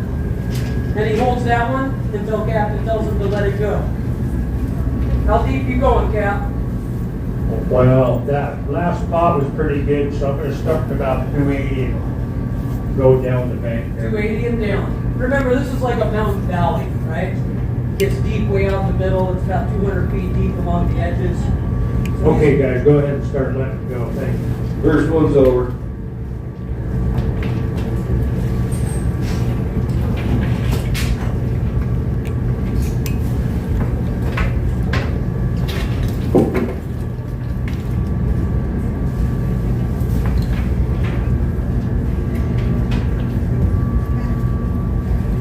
all right. Just like that. You guys are prawn fishermen now. Yeah. Add it to your resume. Yeah, there you go. And now for part 2 of the story. Yeah, but I'm still coming back from Washington or from Alaska to Washington. It's late September. We're crabbing. You know, we're on a crab boat, dude. The Aleutian Ballad, Deadliest Catch boat. That's what I'm on right now. We're crabbing and shit, dude. We've been catching fish this whole time, bro. It's crazy. I was just holding prawns. Bro, crazy stream. Yeah, crazy. I'm gonna go back to it, watch. We got in our suits and got in the water, and we were very fortunate. There was a sailboat relatively close, and it was an older couple from England. And they picked us up. There's 5 of us, so we're sitting on this sailboat. And this old gal comes up out of the galley, and she's got this great big tray with these little tiny cups. She comes around and said, "You boys want some tea?" It took them 2 or 3 hours to get there because we were in the middle of nowhere. But they did come get us, and they got us home. And by the time I got home, my phone's just ringing off the wall. I mean, everybody knew that the Sea Valley burned up. It was, you know, a small community, the fishing community. So I had a lot of job offers and condolences and what have you. Now, one of the guys that called me was David. And he told me what he Like, this is the boat that was on Deadliest Catch. But thanks, but no thanks. I'm not interested in doing anything like that. And so I went fishing with a guy who had just built a new boat. I'm fishing away, but Dave's pretty persistent, so he kept calling. And just to check on me, you know. Well, finally I just said, "Okay, Dave, here's the deal." I said, "I've been working with the same 5 guys for 25 years now, and I understood there was going to be some changes made, and I was ready. I needed changes in my life at that point. So, anyway, this was in the winter of 2018. So I'm here, and I was ready. And I looked around, and my eyes started to just water just a little bit. My throat started to tighten up, and then I started to talk. And to this day, I have no idea what I said. Nobody will tell me. Dave was on the boat. He gave me about 30 seconds of rope, and then he shoved me out of the way. And I just went over there and started tying knots and stuff because I knew how to do that. And I figured, okay, first day jitters. everybody gets up, it's to be expected. Well, I think it was a little worse than that because I went that whole year and I never did get comfortable. I never did even like it. I mean, I did it because Dave's an old friend of mine and he brought me up here and I was going to give it everything I could, and I did. But I never really enjoyed it.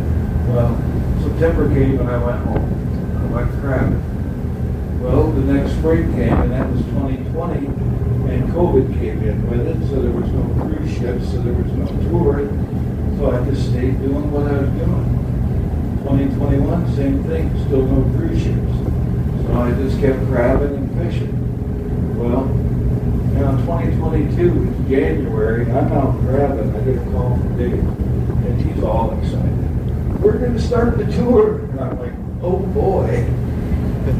But I figured, okay, I've seen it, you're not going to throw me any curveballs, I know exactly what to expect. I did it for a whole season, I was ready. But I'm out here and I walk, and you people still intimidated me. But now you're starting to annoy me. Yeah. But I still wanted to do it. I gave it everything I possibly. It got to the point where I couldn't even sleep at night. I would just lay there and stare at the ceiling all night long, wondering how many people are going to be on the boat. What am I going to tell these people? It was. I think it might even have been affecting my health. It was bad. Well, anyway, one day I'm out here in my normal funk and I'm passing crabs and critters out to people. I get a tug up my leg. Didn't think anything about it. I just keep passing stuff out. That's my job. I get much more pronounced. So I look down and it's this little 6-year-old girl. Her name was Kennedy. So I just took that. I turned around, I bent down, she gave me a hug, and she ran off to do whatever it was she was doing. And I kept passing stuff out because that was my job. Well, it turns out what she was doing was collecting hugs for big people. She came back a couple of more times. It's a little bit weird. So we got back to town, everybody gets off the boat. I went right up and tell Dave all about it. He's sitting in his chair, and I started telling him, and he just gets this big smile and doesn't say nothing. I just looked at him, I said, whatever. And I went back up to the apartment, ate dinner, and I went to sleep.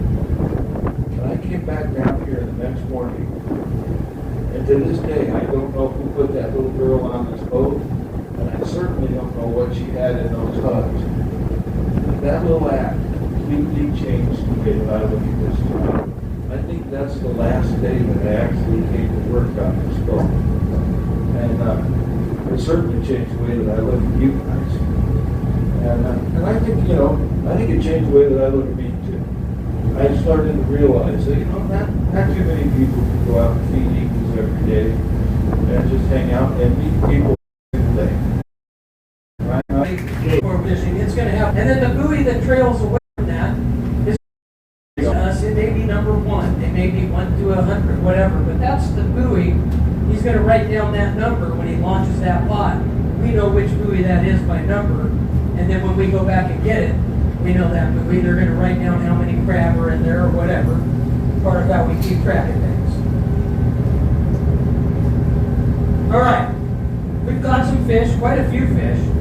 We had some eagles, did some prawn fishing, had some story time, some history of the boat. What are we missing? It's a good thing nobody said whale. That's right. Are you guys ready to go crabbing? Woo! Okay, that was weak. We're going to try again. You guys ready to go crabbing? Woo! Yeah, there we go. Get us fired up. Huh? Yeah. Heck yeah. No, don't miss. No, that's okay. Can you sit?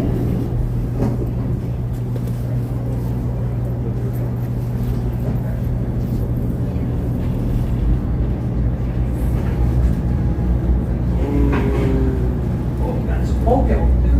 Yeah. We don't need that. You're probably going to have to cut it off. No, we're clear.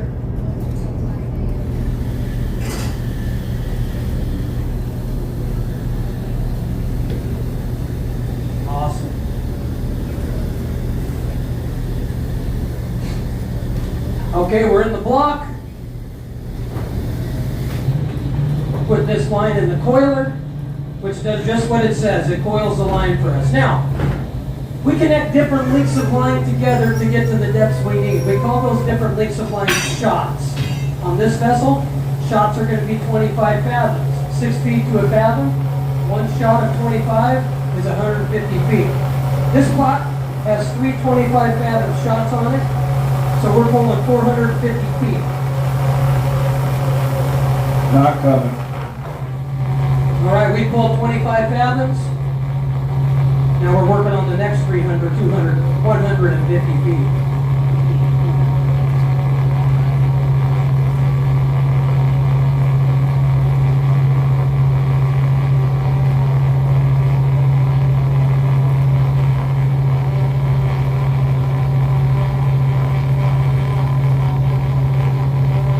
Not coming.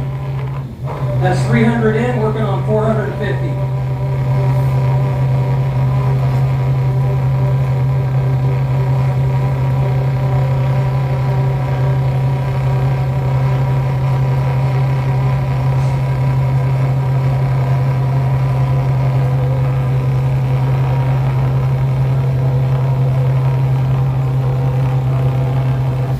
Box up. What's up? Oh, wow. All right. That's looking pretty good.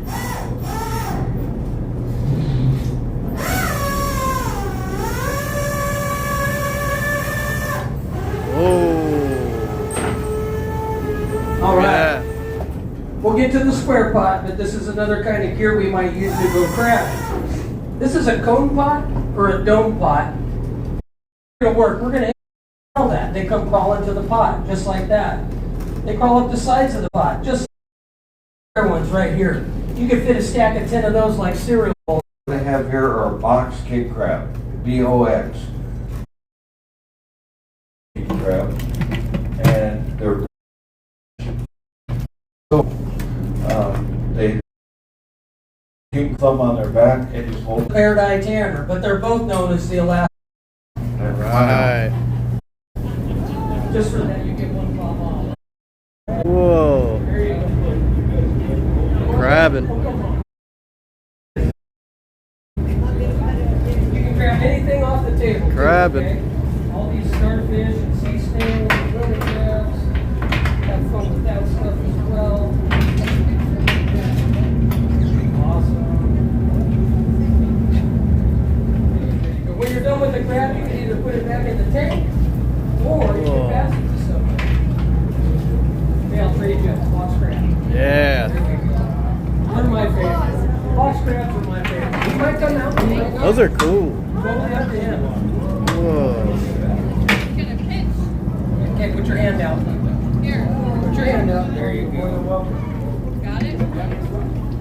There's a big old box crab right there. Come on. Let's do it. Doesn't get much bigger than that right there. Just hand it to somebody. Somebody will take your picture. Like this, right? Just like that. Whoa. He's a Whoa. monster. He is a big old dude. See, my That's camera- crazy. That is crazy. Yeah. Get that. There we go. You're welcome. There you go. You want to hand those too? Get that monster. Whoa. Is it just because your hands don't get What do you mean, as far as holding them? Yeah, holding them, because otherwise. Whoa. They can't reach you because they're not that agile. Okay, that's why we do that. And then you can't see them as well if you cover them up that way. So it's all about what you see. Whoa. Yeah. Oh yeah. No problem. I know. I can Oh, I'll hold them. You want to hold one? Yeah, yeah. Whoa. Sorry. This thing is huge. Okay, I'll hop on in there. Oh my lord. Wow. Does anybody That need is a bear? monstrous You want crab one? right Are you there. good? That is So monstrous. on down. Did you do it? Whoa. Thank you. Yeah, yeah, no, But did thank you? you. That's crazy. Okay, come here. That is crazy. Now, listen, come here. I know, but listen.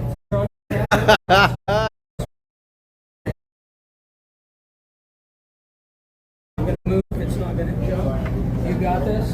Both hands. I'm so proud of you. I'm so proud of you. Whoa. Get that picture. There we go. Yeah, there you go. Then you know who's responsible. Yeah, yeah. Okay, that's yours. No, you're good. That is crazy. Oh, I'll hold it. I'll hold it again. You got him. That's a cool guy right there. Isn't it? Whoa. That is crazy. Side of the boat? Man, these ones are massive too. Yeah. Yeah, that one's even bigger. Yeah, that's crazy, man. That is crazy. Yeah, that's better. Whoa.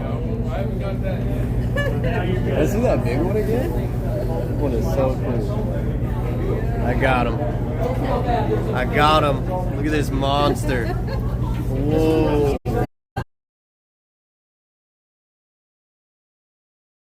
That one, this one is crazy. I wonder how old that is. I don't know. Man. He's a big one. Yeah, that's huge. That is a monstrous crab. So what are those Wow. like to eat? I know they don't farm them. It's probably a good, what, 5 pounds? Tastes just like king crab. We've had them. Wow. They taste just like That is crazy. So are they like the crab meat? Is that the same as lobster, say? Because we're from New Zealand, we get lobster. So is it similar to lobster crab No. meat? Have you had? Yeah, no, it's not. I'm not a big fan of lobster. Okay. So But I how's like- this different? Is it sort of more flaky? Yeah, see, like king crab, to me, it's rich. It's very rich. I like Crazy. Crazy, crazy. Wow. Thank you.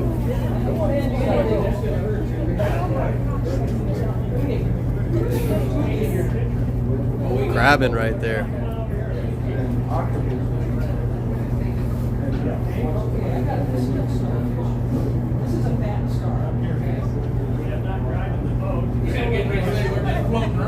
Yeah, we're getting breakfast.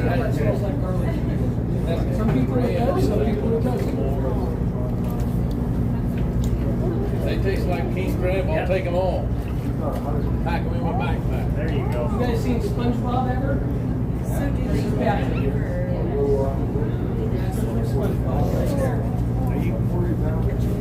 You want a kayak? Yeah, yeah, yeah.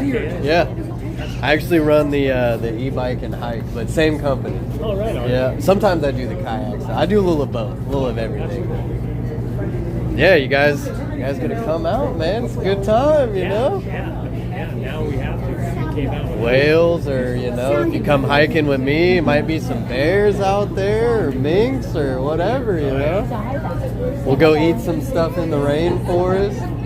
Oh, Yeah. You familiar with Washington, though? Yeah. Okay. I've spent 3 nights up on top of Mount Adams. Okay. Spent 2 nights up on top of Rainier. Wow. The Goat Rocks is one of my favorite climbs. So you're no stranger to the rainforest then, huh? No, I love All right. I love waking up in the morning and have a coffee with the goats. There you go. It's, There you go. Oh yeah, are you kidding me? That's where all the cool people go, man. Climbing all the cool mountains. Heck yeah.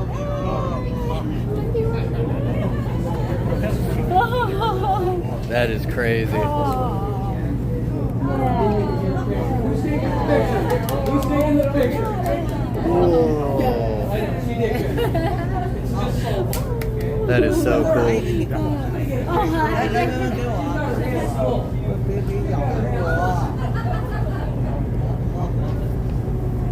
Crazy.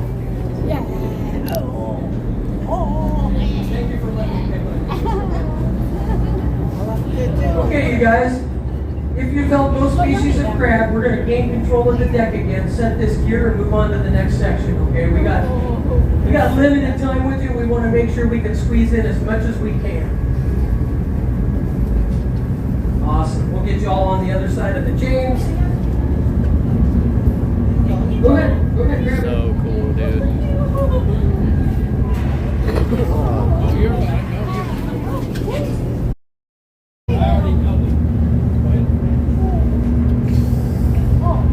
Yeah.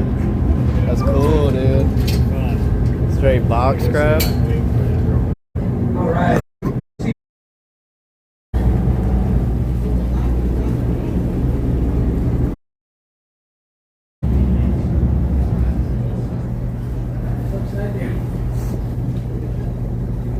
Emma. There we go. Yeah. Yep.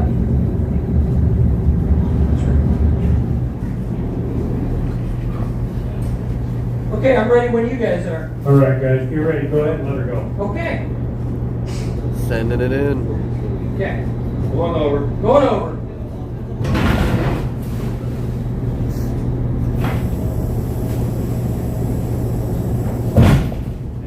That's pretty loud.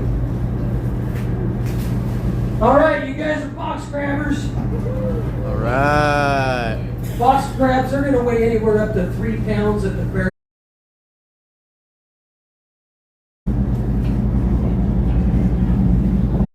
Golden Alaskan king crab. Now there's 3 types of commercially fished king crab in the state of Alaska. There's reds, there's blues, and there's golden. And we're going to target their environment to find them. The red king crab, they're going to be around freshwater rivers and streams, dumping out on just a few rocky coastlines on some islands out there. These guys right here are the hardest ones to catch. We're going to start them on cliffs. We have to drop our pods right on the ridge lines. We're going to start 300 feet down, and we're going to go down past 3,000 feet sometimes, over a half-mile deep. Very slow, patient fishing. Now, once we got them on the boat, they have to be a male for us to keep them. We're going to look at that belly patch. You see how that comes to a point up top? See how that looks like a triangle or a pyramid? It's got straight edges on the side. The female has a half circle right there. It's very definitive. On all of our crab species in Alaska, boys are pointy, girls are round, okay? Is that easy to remember? Yes, you get it, sir. Now, female's going to carry 250,000 eggs up underneath that flap. When she goes to lay those eggs, they come out like larvae. Listen to this percentage. 0.1% of baby crab make it to maturity. So we take the retention of females very seriously in our state. If we're in port and there's an enforcement officer on board and we pull females out of that load, we can get fined for wanton waste. We need to protect the ladies. We need them out there making babies, okay?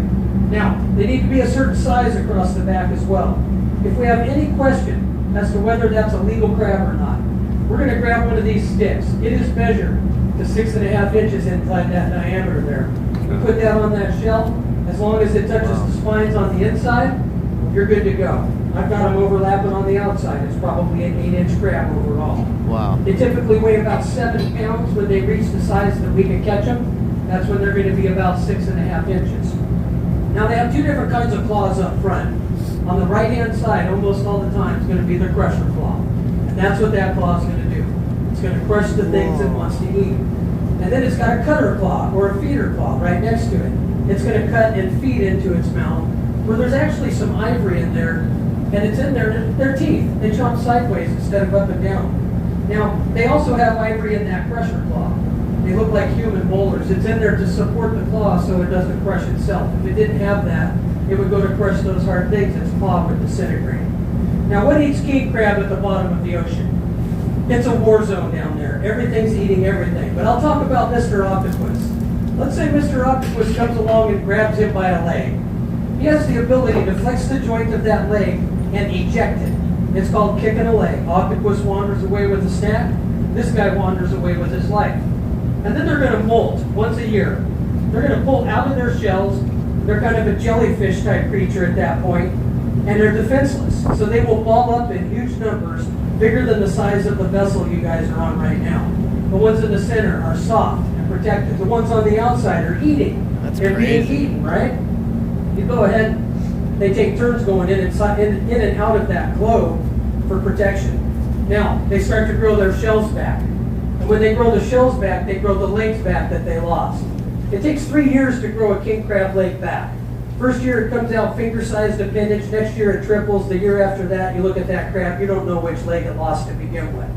If it loses a crusher claw, it comes back as a cutter claw. We catch them, they survive, so they must be able to do it down there. Now, I'm going to let my nerd flag fly here for a second. That is so cool. You guys seen the Predator movies? Wow. Face of the Predator was designed from the face of the king crab, okay? That's crazy. So now that you know that, next time you watch a Predator movie, guess what you're going to want to eat? You'll know why now. King crab. Yeah. There's more to tell you guys. We have limited time. If you need to know more, you need to Google it like we did, all right? We're getting ready to pull up a king crab pot. We used to do that with live king crab in it. We had to stop because of the amount of predators that would get inside that pot. We keep just enough in here to satisfy you guys. When these get tired, we swap them out. Whoa. We give them to Metlick Outlet to try and cut down crabs, and we did it this morning. These So are brand new king crab for the tank. They went to the longhouse in the village, and they're having a feast tonight with the crab we gave out. Now we're still pulling this pot up, and it's not empty. Captain Dave Levine decided to have some replica crab bait up, put in the pot to make it look like it was fishing on the bottom of the ocean. You're also going to see some colorful tags. Ignore the tags.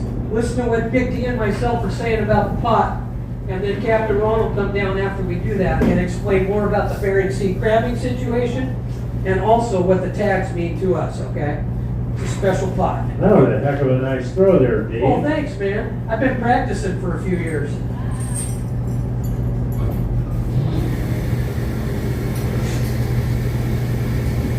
This spot has 4 shots on it of 25 fathoms, so we're pulling 600 feet.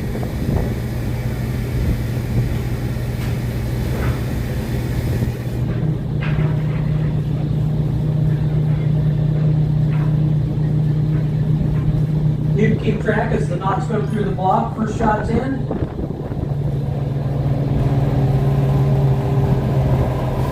A little bit. I'm like out here in between islands, crabbing and the on the Aleutian Ballad. But today I think I've been near some towers, so it's all been looking good. Yeah, I've been impressed with it today, dude. This is cool shit, huh?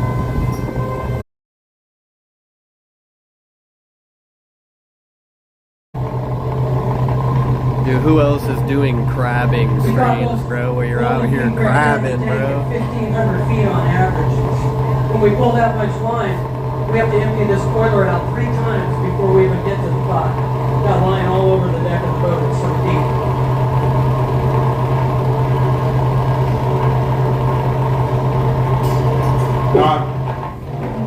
There's 450. Now we're working on 600.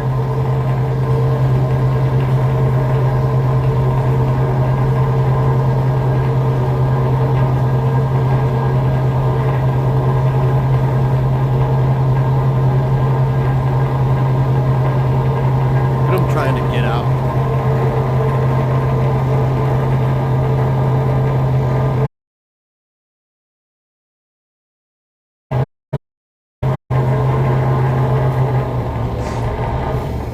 Hot tub. Hot tub. There you go. I'm in.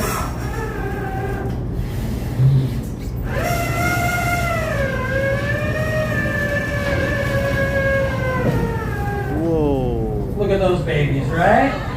I know. But listen, here's why we had to do it. We used to pull this up with live king crab.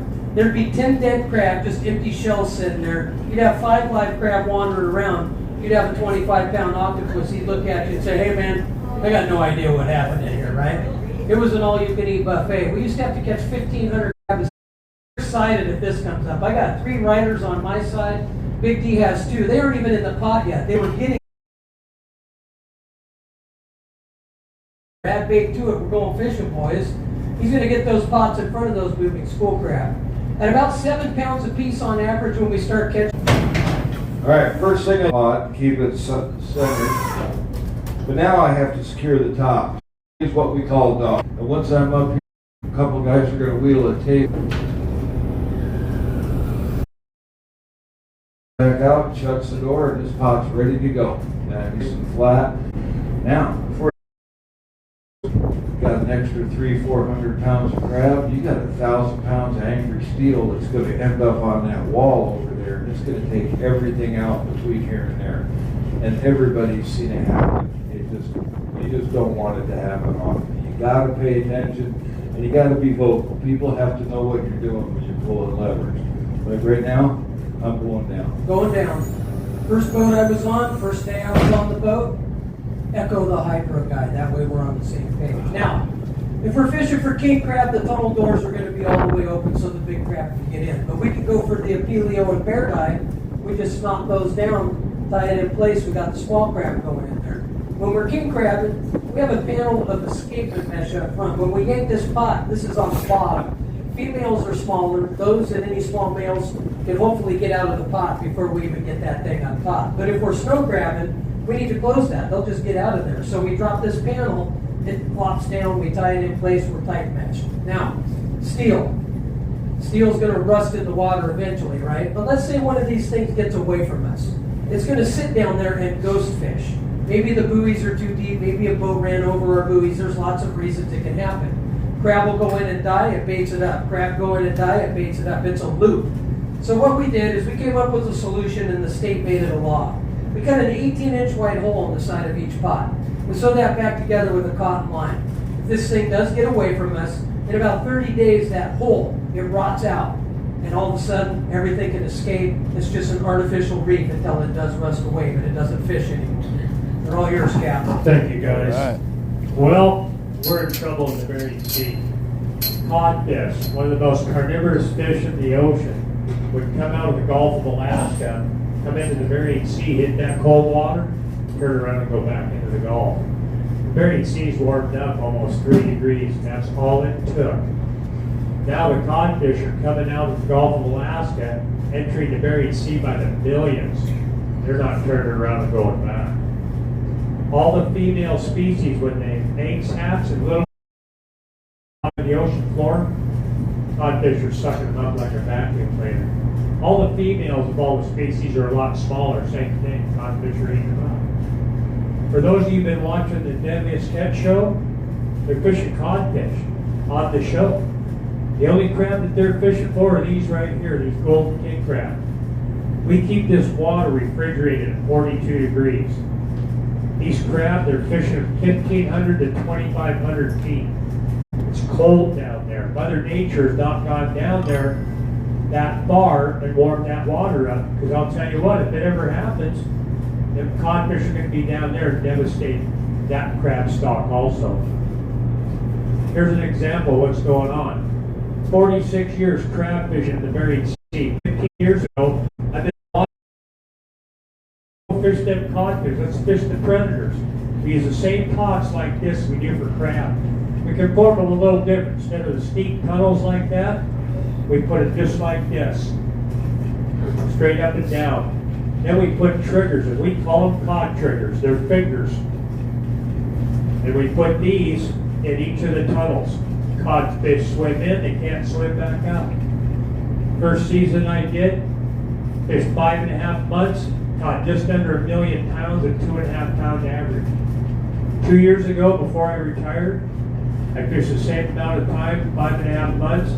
I caught over 5 million pounds at a 10.5 pound average. We're finding 30, 40, 50 pound cod out there. We've never seen cod that big in the Bering Sea. There's finding codfish farther north than they've ever found it before. So we're in trouble. We're in trouble there. A lot of people ask me, hey, do you think it's going to change? I don't think in my lifetime it's going to. I hope it does, because there's a lot of fishermen and families dependent on it. But all I can do is hope it does. Anyway, go ahead, lower it down. We talked about this here. This is our memorial pot for the families of lost fishermen. We've started them in Oregon, Washington, California, Florida. First year we did it, when the cruise ship stopped coming, we went over to the village over here. This thing was full of tanks.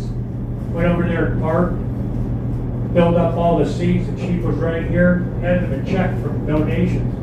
That's what it is, a donation. There's a box up there and a box back here.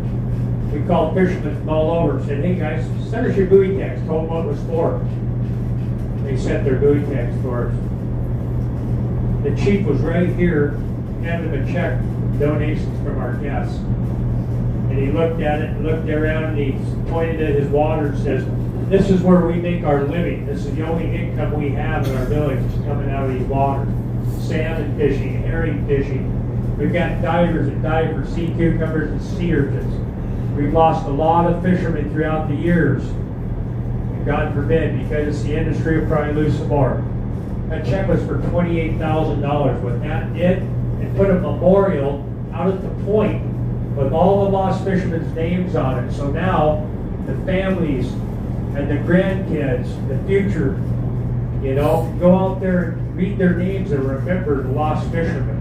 That's what that did. 3 years ago, there was a hurricane in Florida.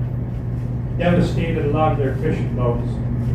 A lot of the money that year went to the families because they didn't have any way to have an income because they lost their fishing boat. You know, so it helped them pay their bills and catch up. That same year, a boat in Oregon rolled over. The captain drowned, left the wife and 4 children. Went down there.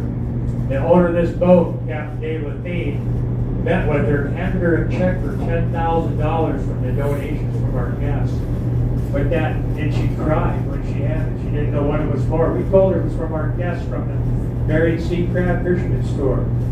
She got her bills caught up and she put food on her table for all her children. You know, 4 weeks ago we lost a boat in Washington, rolled over, and the captain, he drowned and left a young wife and a 1-year-old daughter. Part of the money we get from the donations this year is going to her because she doesn't have any way to pay her bills, no income coming in. The rest of the money, hate to say this, but it's just the type of business we're in. You know, the fishing business. There's going to be lost boats, and there's going to be fishermen that don't make it. There's going to be families in need, and that's why we have what we have here. I'm going to read some of these from this morning. Isabel, Justified. Rest in peace. Uncle Tom, loving father, grandfather, and uncle. Bless you all for all that you do. Jimmy Johnson. Sam Victory. Ronald Lott. Happy Father's Day. You know, if you have somebody that's always wanted to come to Alaska, or just a memory of someone, they never made it to Alaska, or you wanted to be on here, you know, the ones that want to come to Alaska, now they'll be here. We pull this in twice a day. They'll ride with us every day. This is our memorial pot. Thank you so much.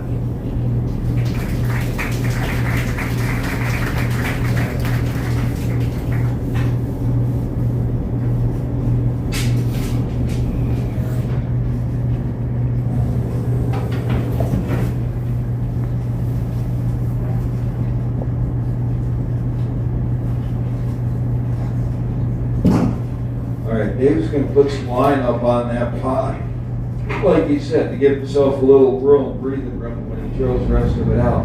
That line he's throwing up there is a poly line. It floats. And we're always going to put floating line on our pot. We want that line up and away from the pot so when the tide and currents go, it doesn't chafe on that steel.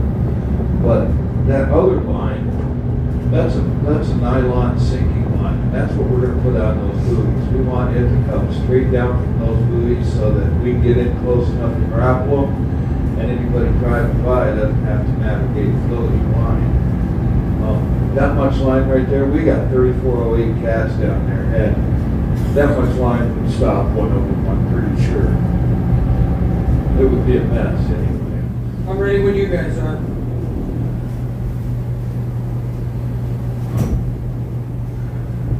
Dogs are off. Okay, guys, get ready. Watch your feet and let her go. All right, going over. Going over. Bounce away.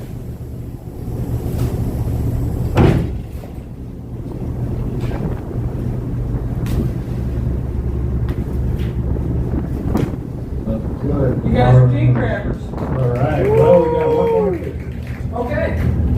Crabbin. Yeah. All right, you heard, I'm going to say this really quick. You heard him say, watch your feet. Back in '92, when we had that new boat, wrong side of the line, came running from there, and they grabbed before they got enough slack in that line for everything going off. Dave just pulled the boat completely into neutral. He didn't do that very often, trust me. And everybody just kind of stood around and looked at each other. Nobody said a word. I mean, what are you going to say? I mean, the only thing that really came out of that was it. I got on this boat. He was always fast Eddie at one point. We do have one more fishery for you guys. We're going to pull up a barrel. This one's. It's there. It's there somewhere.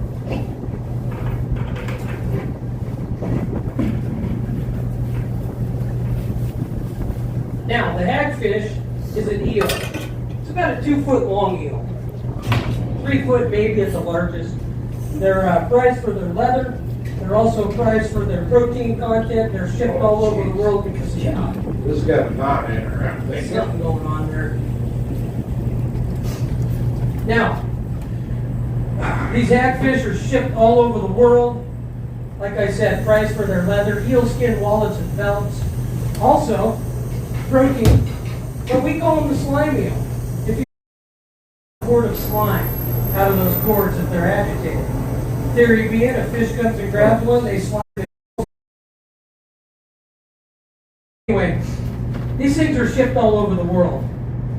Slime eel is what we call them. Just don't agitate them when you're holding them, okay? Because we're going to pass them out. We usually catch a couple hundred every time. Just hold that. Got it. Stand by, Cap. The life of fishing. Start.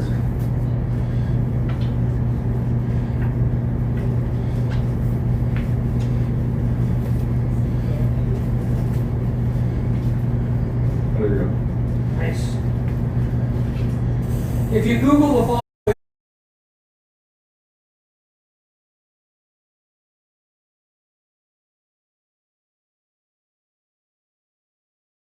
they defensively slime the highway. Took them 4 hours to reopen the highway. They needed heavy equipment, bulldozers. Check that article out when you get back to your ship. Or now, whatever. You'll see Big D went through a wardrobe change. He's not real fond of these. I don't like them at all. I'll show you how to hold them so they don't bite you. They do have teeth. Come on. Oh no. He told him not to agitate him. What agitates? Well, in my experience, I found that holding them tends to agitate them. Uh-oh. They're particularly attracted to the color blue. You got them? Oh, yeah. Oh yeah. Oh goodness. Here comes the first arm load. Oh! All right. Whoa. Giant Pacific octopus, you guys. Everything I told you about the slime eel's true, except for that's not what's in there. How come he's in there? We put him in there. How come? If you're going to eat the show, you're going to be part of the show. We caught this guy in our prawn pots earlier this morning. We put him in the tank. We bring him over here. We roll one that we have. We put the new one in the barrel and give them a timeout. Think about what they've been doing. We catch over 100 a season. They never spend more than a day or two in the barrel. We're constantly paroling one and putting a new one in there. Now, yes, they have 3 hearts, but did you know they have 9 brains? The main brain in the mantle is more complex than dolphins and whales. The mini brains at the base of each arm, more complex than everything but dolphins and whales. They have 2,142 suction cups. They can taste and smell with those suction cups. Extrasensory perception with those things. Now, they can change their color in a 1/10 of a second, quicker than the blink of an eye. Here's something weird though. They don't even see in color. How do they know what colors they're hitting? They're changing. Scientists think it has something to do with that sensory array of those suction cups. They're like little mini radars. They can change their texture. Halibut love to eat these things. They can change into the shape of a halibut, turn that color, swim right next to one. That halibut doesn't know that dinner's a foot away. You can sex this animal. You come down through the mantle. Dude, You crazy. come 3 legs over to the right. As long as there's no suction, there's suction cups all the way to the end. That's Ursula. If it stopped part way and went blank, it would have been Hank. But this is Ursula. She cooler what? She's got a beak. It's the only hard part on her body. She can chisel into the top of a crab, inject an enzyme, liquefy the meat. They have a crab slurpee. I love that. And whatever size the beak is, they can fit through a hole that size. So all this webbing, this thing's probably the size of a ping pong ball. Probably about a year old, maybe about 12 pounds or so. They live 5 years, get up to 50 pounds. We don't believe that because we've caught them 125 pounds. So the math is weird. Whoa. And I think what that tells me is scientists are just starting to figure this guy out. He's going back in there. He's not going in there alone. Yeah, he needs a little sleepover. This guy's missing some legs, so he gets to go party with the octopus. Whoa. Yeah, the crabs aren't never too excited about the sleepover arrangement. We've never got any negative feedback from the crabs. Just saying, they never get back to us.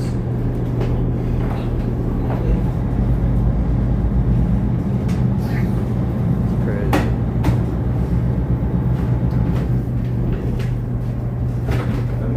fan of this barrel. No, doesn't really fit very well, does it?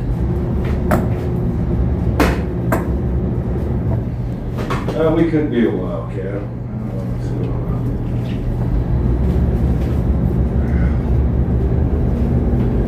There you go. All right.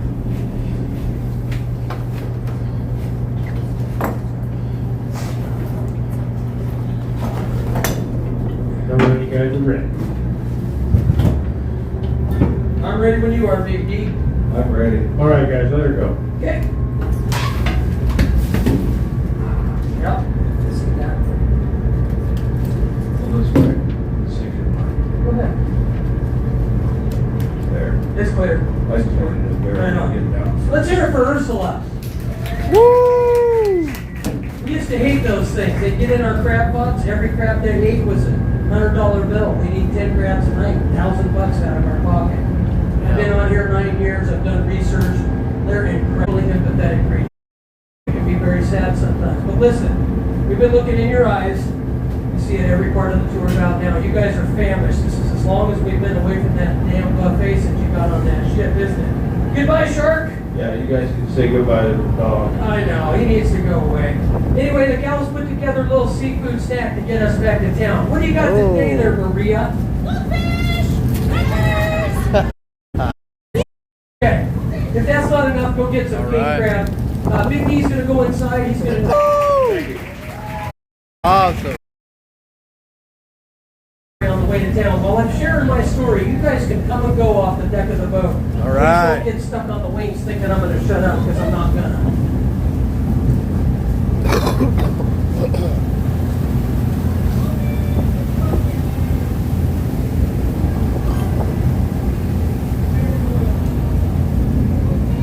Got some goldfish, bro. I'm gonna go back up to the top. Okay, we got some local guides on board. They're from the Ketchikan Kayak Company. It is the best kayak company. If you guys can kayak company, okay? You got professional guides that'll do that with you.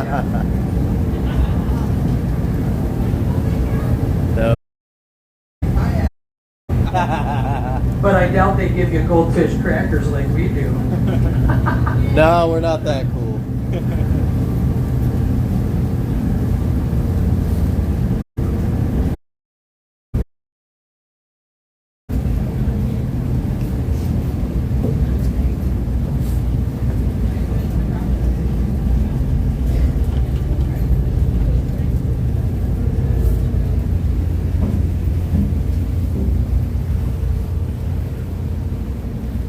Hang out at the front.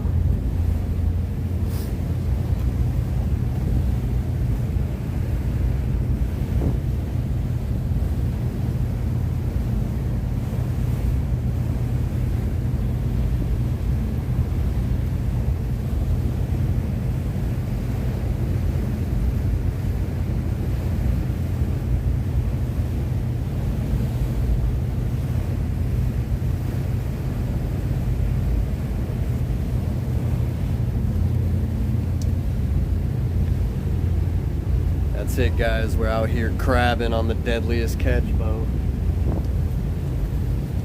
Yeah. Crazy, man. We're on the Aleutian Ballad today. Awesome. Way too cool, man. Seeing them pull up crabs and all sorts of wild stuff, man. So cool, dude. Look at this. Look at this scenery, too, man. Just all these islands out here. Nice cruise through the islands, a little bit of crabbing, you know. Call it a good day, man. It's a good day in my opinion. Don't get much better than that. Heck yeah, guys. Told y'all I was gonna do the craziest streams, man. I told y'all these streams were gonna be crazy. And now look at the stuff that we're doing out here, man. It's insane. I mean, it's insane. Wow.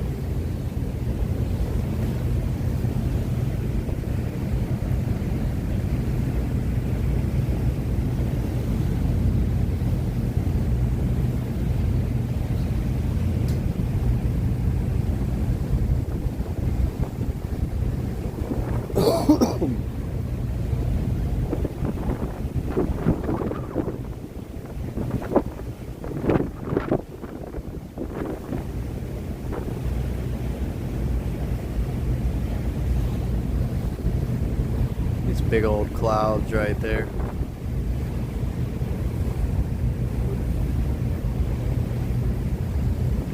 Go over here. Look at this. We're gonna go right to the front, dude.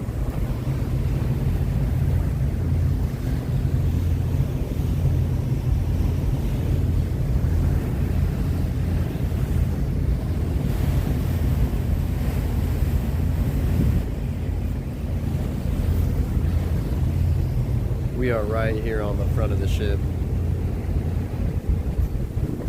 It's the same ship that they take out to the Bering Sea and catch king crab and all that with, man. It's ridiculous, guys. This is so cool to do. I've always wanted to go crabbing, man. Now I finally get to see that firsthand.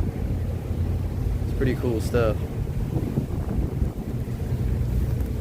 You gotta get out there in the front like the Titanic, huh? Looks good. You gonna stand behind me? We'll get it for the stream. Yeah.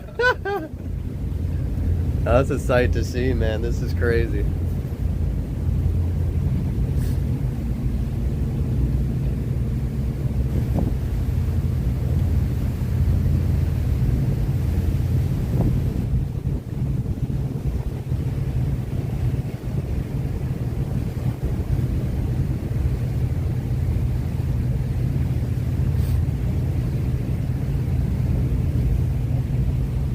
What do you think of that? That's incredible. It's beautiful. It's The crazy. sun's hitting the mountains right now. That is crazy. It's just amazing.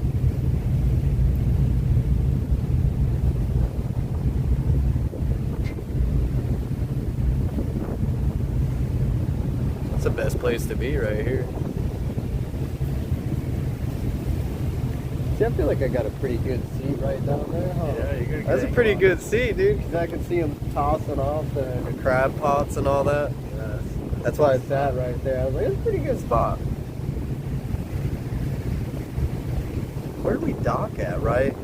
That way, right? Because isn't that Pennock right there? Or is that Gravina? No, Gravina's this island. That is Pennock, right? I used to see it from this side, man. I don't know. I know, that's what I'm wondering. Get a little bit of that rock, huh? It's getting hairy. 5-story roadway. That video is crazy. Yeah, we watched it before we came out here. Yeah. It's on YouTube. Intense, man. Yeah, that was crazy. Knocked it right on its side. Could you imagine being on that, How you dude? guys doing out there? Doing all right? Are those the best goldfish crackers you've ever had in your life? Yes. Yes, they were. Okay, I'm going to tell you a little story on the way to town. My story starts in 1975. I was 5 years old when my whole family moved up to Anchorage, Alaska. We were chasing the black gold the oil boom was on. There was 14 of us that moved up there, and I'm the only one that didn't participate in the oil business because I was too young. Now, Anchorage went from 50,000 people in 1975 to 250,000 people by 1985. By 1986, my family kind of spread out all over the country. And my older brother Mike had moved down here to catch again, and he was managing E.C. Phillips and Son Cold Storage. To buy all the fish from the fishermen, process it, and then fresh package and freeze it, and ship it all over the world. It's not a cannery, but we make all every single plant a cannery as fishermen. That's kind of the slang term that we use, okay? So, it's 1986. I'm up in Anchorage. I'm working at Baskin Robbins Ice Cream for $3.25 an hour. That's the minimum wage there. Crazy. My brother calls me from down here. Hey, why don't you come down to Ketchikan, live with us for free, work at the plant for $7.50 an hour, and that was double. And you're going to get 8 hours of overtime. We're just up here chilling, I guys. couldn't resist that kind of money. I came down here and I started working in that plant when school and baseball got over. Now, first place they put you in that plant is called the slime. I'm telling you, man, just being able to come out here and see all this stuff. So cool, man. Such an experience, guys. They have a foot pedal. They have It's just awesome, They grab man. a salmon, go to the end of those restraints, hit that pedal, drop the head off the fish. Being able to slide it see down the stuff line. like this Now, one every is 2 crazy. seconds. You go slower than that, they're going to find a new Really pedal. blows my mind every time, and I hope one day y'all can see it in person. Because the video doesn't do it justice for how cool it really is. This is cool, guys. It's a nice day. Couldn't ask for more. Really couldn't. On my fifth day in that plant, we came back from lunch. We started processing fish. I just have a few passes. About 1:01 in the afternoon. All of a sudden, there's a chunk in the screen next to me. I look over. There's one bird. It's not salmon. The header had come back from lunch. Didn't put his wrist restraints on. The salmon went under that guillotine. He went to get it, get that pedal, chopped off 3 fingers and half the salmon. They shut the plant down for a kosher investigation that day, and I didn't have to work there again. Because that evening, I got my first blessing from the ocean, and that's what my story is about, is blessings from out there. It came in the form of a job offer from my brother Mike. He knew all the boat captains. He got me a job on a vessel called the Point Lavinia. Point Lavinia is 109 feet long. That's where you're on right now, 107. Mike had it in Saga, 113. Northwestern, 127. Keith on the Wizard, 153. I get your idea where we sit. Now, the Point Lavinia had 2 captains, Mike and Laura Spring. They were on the light team. They were in their 40s. They didn't have children. They treated us deckhands like their kids. And we got to know them very quickly as mom and pop. I had great parents growing up. I had a second set of great parents nautically on the water. And even the old guys in the fishing fleet we tended to would call them mom and pop out of respect. And by tending, I mean, we go into bays like the one we left out where the salmon fishermen were commercially fishing. We'd anchor up.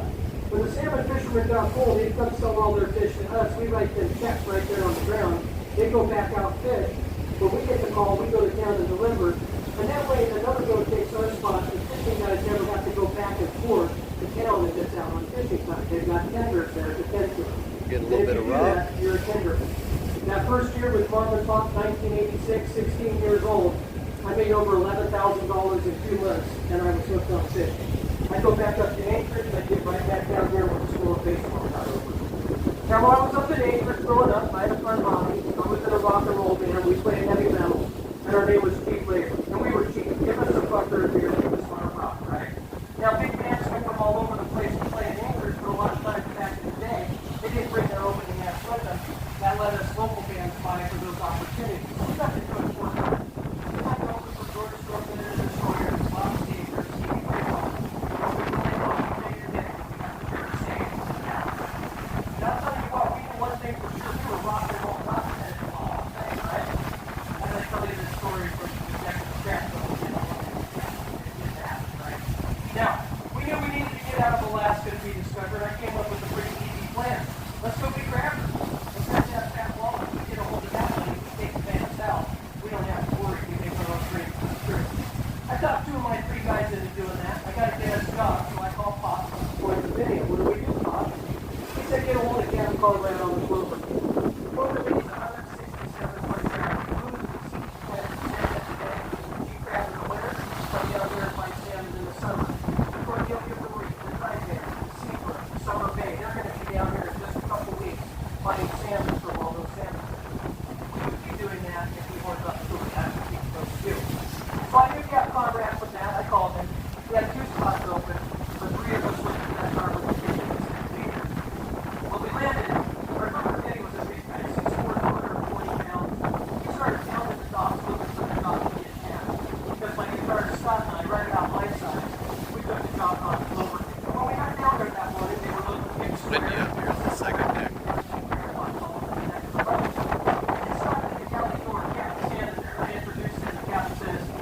Stuff inside for you. Get back out there. They'll teach you greenhorn what to do.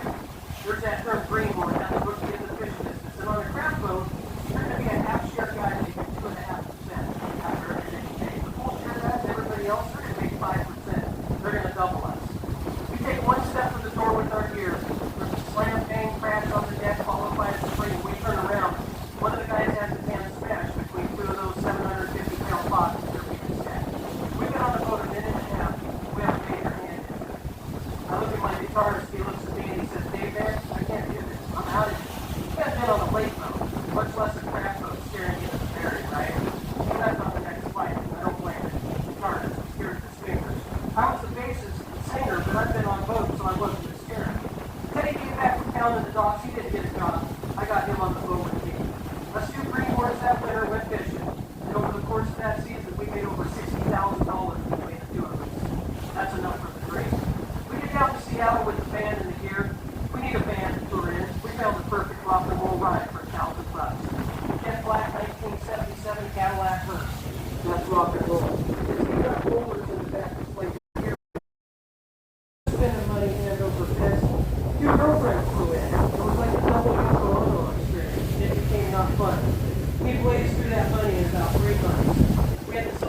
start getting my guys back to Anchorage. And I could call my brother for a ticket, and he would only bring the beer.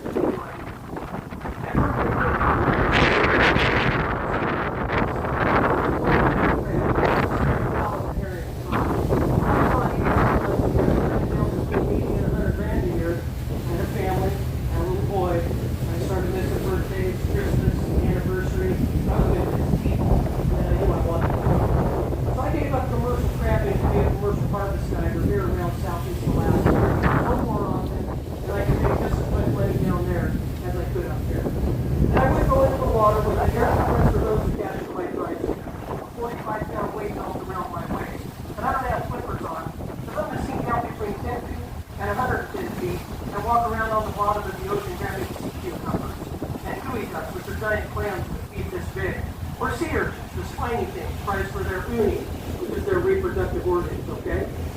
Now we're sitting at atmosphere 1 on the deck of this boat at sea level. You go down 30 feet, you're at atmosphere 2. 60 is 3, 90 is 4, 120 is 5. Almost to going town. on the bottom of the ocean. The deeper you go, the pressures exert themselves. Your organs get compressed. Your nitrogen, your oxygen get compressed. When you're down Hanging out on a long boat, enough, everybody. those things can get into alternate parts of your body. And you have to do decompression stops on the way back up at each one of those atmosphere levels for several minutes at a time to let those bubbles slowly get So back cool, man. to their normal size of place. If you come up too quickly from depth, those bubbles do this inside you. It can bend ligaments and bones. It can cause neurological damage. The overall generic term for that is the bend. On December 13th in the year 2000, I go into the water for my last dive of the night. It's actually warmer in the water than it is on the deck of the boat. It's December in Alaska. I've been at 30 feet all day long. I made about $2,000 slamming sea cucumbers into my bag. But my last dive of the day, I'm going down to 110 feet. I've only got 5 minutes down there because of my dive computer, but I'm going to make another grand in 5 minutes because the sea cucumbers are thick and quick at that depth, okay? I've got an 18-year-old kid up top. He's in charge of the compressor. Anything goes wrong with that, he hops on the radio and says, "Hey Dave, compressor's off, go to your backup there." I got a little can I can surface to get my decompression zones, right? And if he doesn't get a hold of me that way, he pulls all the length out of my hose till he feels the weight of my body, and then he gives me 3 violent yanks so that I feel the international sign of diving danger. I'm on my own, get my backup air and surface. I'm down at 110 feet. I've been down there for 3 minutes. I got about $500 worth of sea cucumbers in my bag with 2 minutes left. That compressor shut off, and that kid panicked. He didn't call me. He didn't give me the 3 games. He put my hose in a hydraulic cloth like this, and he reeled me up from 110 feet to the deck of the boat in about 30 seconds. Your hose floats on top of the water. I thought a boat had come by and caught me in the froth. Halfway up, I'm trying to unsheath my knife and cut myself out. I blacked out. They yarded me up onto the deck of the Lohanton. I was bleeding out of my right ear. I don't remember who or where I was. I was in pain. All right, guys. I'm gonna go ahead and end it right here, but this has been an experience, man. Just coming out here and getting the crab was so cool, man, and I really appreciate this experience, and I'm glad I was able to stream with all y'all and you know, just show y'all what it's like out here, man. And yeah, you know, I always appreciate y'all coming through. Scared myself, check that box. And I get a call from Mom on the Point Lavinia. And I'll be on when I can. So have a good one, everybody. I'll see y'all next time. First conversation I ever saw on a